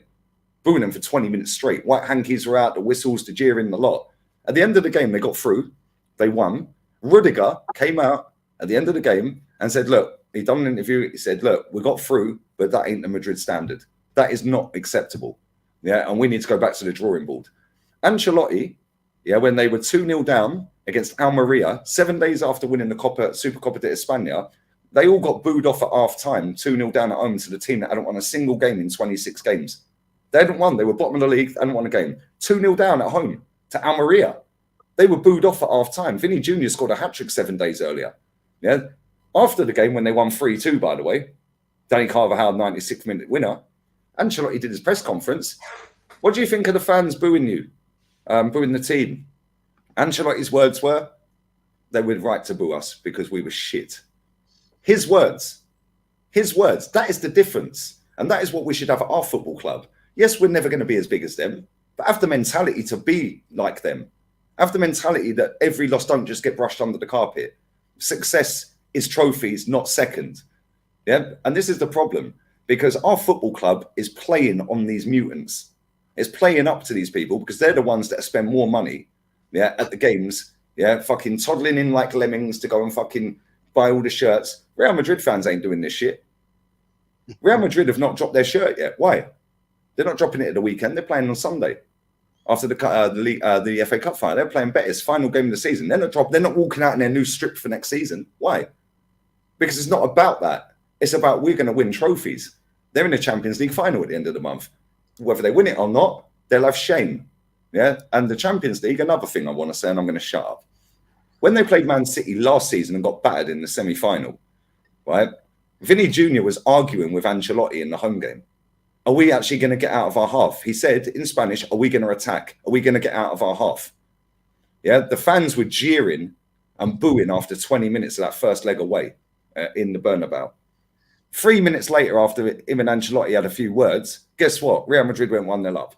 Accountability is the best ability. Ronaldo got booed off against Celtic, yeah, when they were losing to Celtic at Celtic Park, I think it was. Maybe I'm wrong. Maybe it was at the Bernabeu. What did he do the second half? Scored 4. Came out and said, yeah, cool. There's been players, Sergio Ramos has said it before. Yeah, when the fans start booing, that means we've dropped the standards and that inspires us to play better. He said it. Marcelo said it. So many players have said it. Salgado said it. R9 said it. Yeah, but you boo players at the game at Arsenal. Oh, it's toxic. Fuck off. Yeah, get out of here, man. You remember that started with a boo. You remember that? Yeah. Remember that? Everybody was, oh man, don't boo him. You know, you got to go along to get along. Yep, it's a disgrace. And then just wait till these trophies don't wait till we find out what these trophies, this trophy cabinet gonna look like next year. That's all I'm gonna say. I'm gonna keep going back to these trophies for next year. 0. And guess what? Yeah, another thing I'm gonna say. Right, when they played Man City last season, they had Vicente Calderon on there on Sky Sports. He was their former president, yeah, and he said on Sky Sports before they played Man City in the first leg last season, not the season we're on now, the season before. He said when we sign players at Real Madrid, we tell them winning the Champions League is not an achievement, it's an obligation. When's it an obligation to win at Arsenal then? Because second's dressed up as success now. And the managers even told us, don't celebrate this. This is not success. Now all they're out everywhere. Can't get away from them like cockroaches. They just keep mutating. Yeah? Difference in levels. Cool, we're not going to be like them in terms of trophies and all of that. But at least have that mentality and strive to be the best and get the best and do the best. Instead, we're sitting here lollygagging, as Matty would say, stumbling and bumbling, going along, round and around and around. Yeah, the 5 years, yeah, before this manager came in, 4 finals, 2 semis. We wanted him out. This manager, in 4.5 years, 1 final, 2 semis. If Wenger had 700, and he's outspent Arsene Wenger pretty much as well. And Yeah. Wenger was here 22 years. Yeah. It's bullshit. I'm sick to death of it, lads. Anyway, I'm going to shut up. I just want to do a couple of I've got a load of super chats here. Again, thank you to the long-haired Yeti man. Thank you again. You would have hit 100k already if Static didn't keep track. I can't lie. Static just he just goes on a mad one every now and again. Bless up Static though, yeah, because he does do his job properly, man. Yeah, he wanted to be a mod. He gets rid of a lot of dickheads in my chat, and if I need the links, he's there. But yeah, I can't lie. It's nearly impossible to unblock somebody, and I've had a lot of my friends, personal friends, blocked by him. But no, I'm not going to diss Static. He's a good lad. Big up to him, man. Yeah, well, I know how that feels, Lee. You did it to me. You blocked one of my best mates. You know what I'm saying? and he's never forgiven me. But, there you go. Galen Mascari, thank you, mate. Thank you for you. My sweetheart, you know, my sweetheart. I love this woman.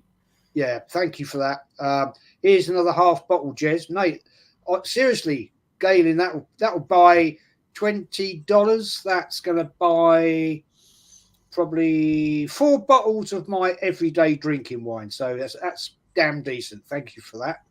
Also, that's brilliant. Lauren, gifted 5 Ask for the History More membership. Big up to you. Mate. Come on. Big up to you for that. Anybody's got a free membership from Lauren, please go and give him some love for doing that. It's a she. It's a she, Jez. It's a she. Is it? Yeah. Well, it says got a bloke's face on there. Yes, it's a Liverpool footballer, Jez. Confuses the shit out of me, man. Sorry about that, Lauren. I honestly thought you were taking the. I thought you were making the thing out of ex-Arsenal, but there you go. I do apologise. I do. Desmond says, "Thank you, mate, for your super chat. Praise God, TikTok is getting banned in the USA." Yes. Some kid say Bellingham is better than Beckham. Wow. Oh, I see that. Yeah, I've seen that. No, back in the last year. I'm not on TikTok. I'm not on TikTok. That platform's more mutated than Twitter, mate. Not on it, man. Not on it. Offred says, still waiting for Jez to recommend a wine for me. Mate, if you want an everyday lovely drinking wine, right, an everyday Yellowtail, Shiraz or Cabernet Sauvignon. It's not expensive, but it's quality. At the moment, I don't know where you live, but at the moment, if you go to Tesco's, they're 25% off 6 bottles. So it's about... Yeah, he's a real one as well, Jez. He's same age as my dad. Grew up in the same area as my dad. He's a real one. You know everyone, didn't you? You know everyone. Fuck me. And Longhead Yet is gay. Cancel Jez for misgendering. Yeah, I do apologize. I feel really embarrassed now. Really embarrassed. Jez, just put your hand out and you'll get the wooden spoon like I used to across the hand when I was little. I'm going to do that one day and put it straight through my computer. Terry says, Jez, how strong is that wine you're drinking? It's not strong, mate. It's about 13.5%. I've had worse. But there we go. We've been going forever. I'm just going to go through these chats. Yellowtail is in the States. Good. It's nice wine, actually. It's all right. I mean, I like it. I enjoy it.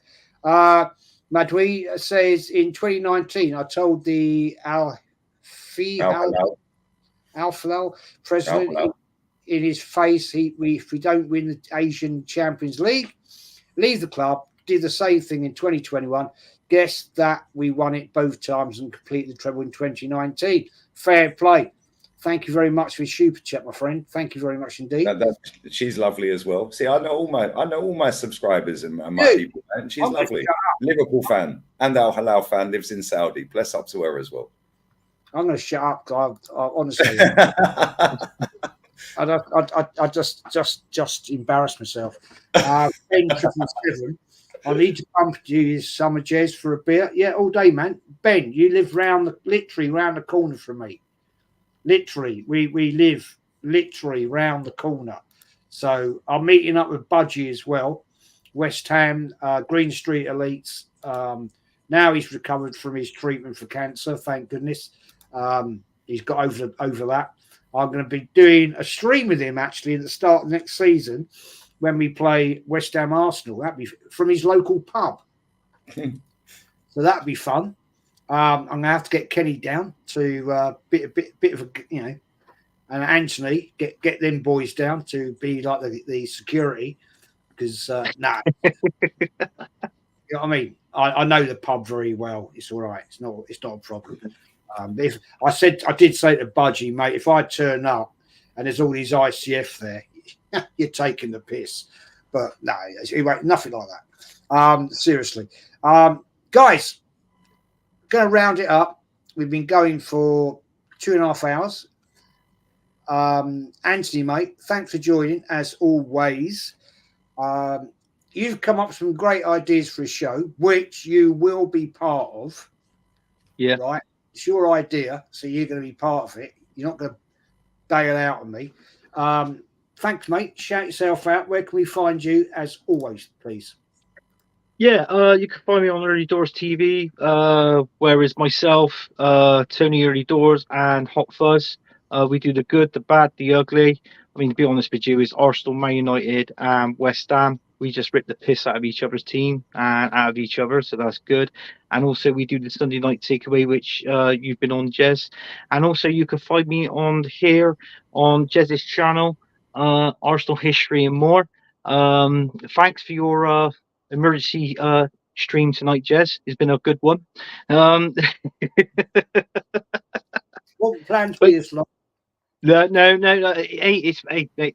I've enjoyed it. I've enjoyed every minute. It's been fucking entertaining, to be honest with you. We've had a good laugh. So yeah, big up. And make sure you subscribe to Lee Gunner's channel and also Matty's channel as well, Southern Gunner. They do good content and they have good panelists on there as well. Absolutely. I'm just going to, sorry, I forgot this super chat. I do apologize. Adam L. Mino, super shit. No trophies again. Thank you, mate, for your super chat. True.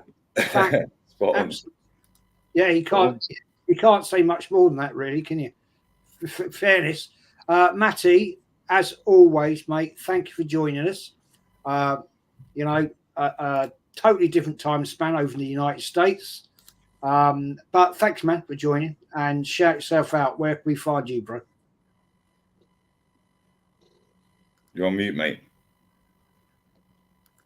Yep. You can find me here on YouTube, Southern Gunner, and you can find me in the next 10 minutes or so with Brother Lee on Northside's channel as we head over there to continue the discussion. So we'll be heading that way. Cool. Thank you, man. Lee, as always, thank you for joining us, bro. Speaking the facts, putting it out there, absolute content. You'll be on 100K very, very soon. And thank you, as always. And you go over to Northside, I think, after this, I believe. Yeah. He sent me the link. He put 9 p.m. with an eyes emoji. Lol. Yeah, I've frozen again. So I just sent him Ancelotti fist pumping. Yeah, we will be there. I'm then going to record a video for each channel afterwards. I'm going to reboot this Mac. This Mac is getting thrown off the patio when I get a new one because this Mac is driving me insane. But thanks for having me on. Big up to Anthony. Big up to Matty. Big up to the chat. All the real ones inside. And yeah, we're going to go over to Northside's channel in a sec. Classic, man. Cracking show as well, mate. Thank you, mate. If I knew how to share, I haven't got it set up, unfortunately. But I would. If you go into, I can. Where is it? I can't even flipping do it. My Mac's froze. If you go into where the little pencil is, Jez, on the stream you're on. Right, so if you go into content live, where the pencil is. Hang on. I looked at this earlier. Hang on. Customization, isn't it? No. Go into your YouTube studio. Yeah, go into content. I'm there. I'm on content live. Yeah, I'm in there. Oh yeah, it is customization. You're right. Sorry. Then go all the way down to the very bottom. It says redirect. Hang on. There. Customization redirect. Then in the search bar. Yeah, in the search bar, you have to tap it twice, I think. So you put the thing on there, press it again, then type in Northside LDN, all one word. And then press search, and it should just come up with his next stream. It'll say upcoming. LDN. There we go. That's coming. What the fuck is that about? Hang on. Sorry. Northside. I can't even see anything on my screen. My whole screen is black right now. Sake. LDN. All one word, yeah. Northside LDN, all one word. Right. Arsenal upcoming. There we go. There you go. Bang. Sorted. See? There we go. The walkthrough, the tutorial. Yeah. Bosh. There we go. Anyway, that's it, people. I'm going to do the outro. And we're out of it. And go over and watch Northside's and with Matty and Lee. Take care, everyone, and we will see you all very soon. Right. Big up to Kenny Ken. Take care, all. Yeah, Kenny.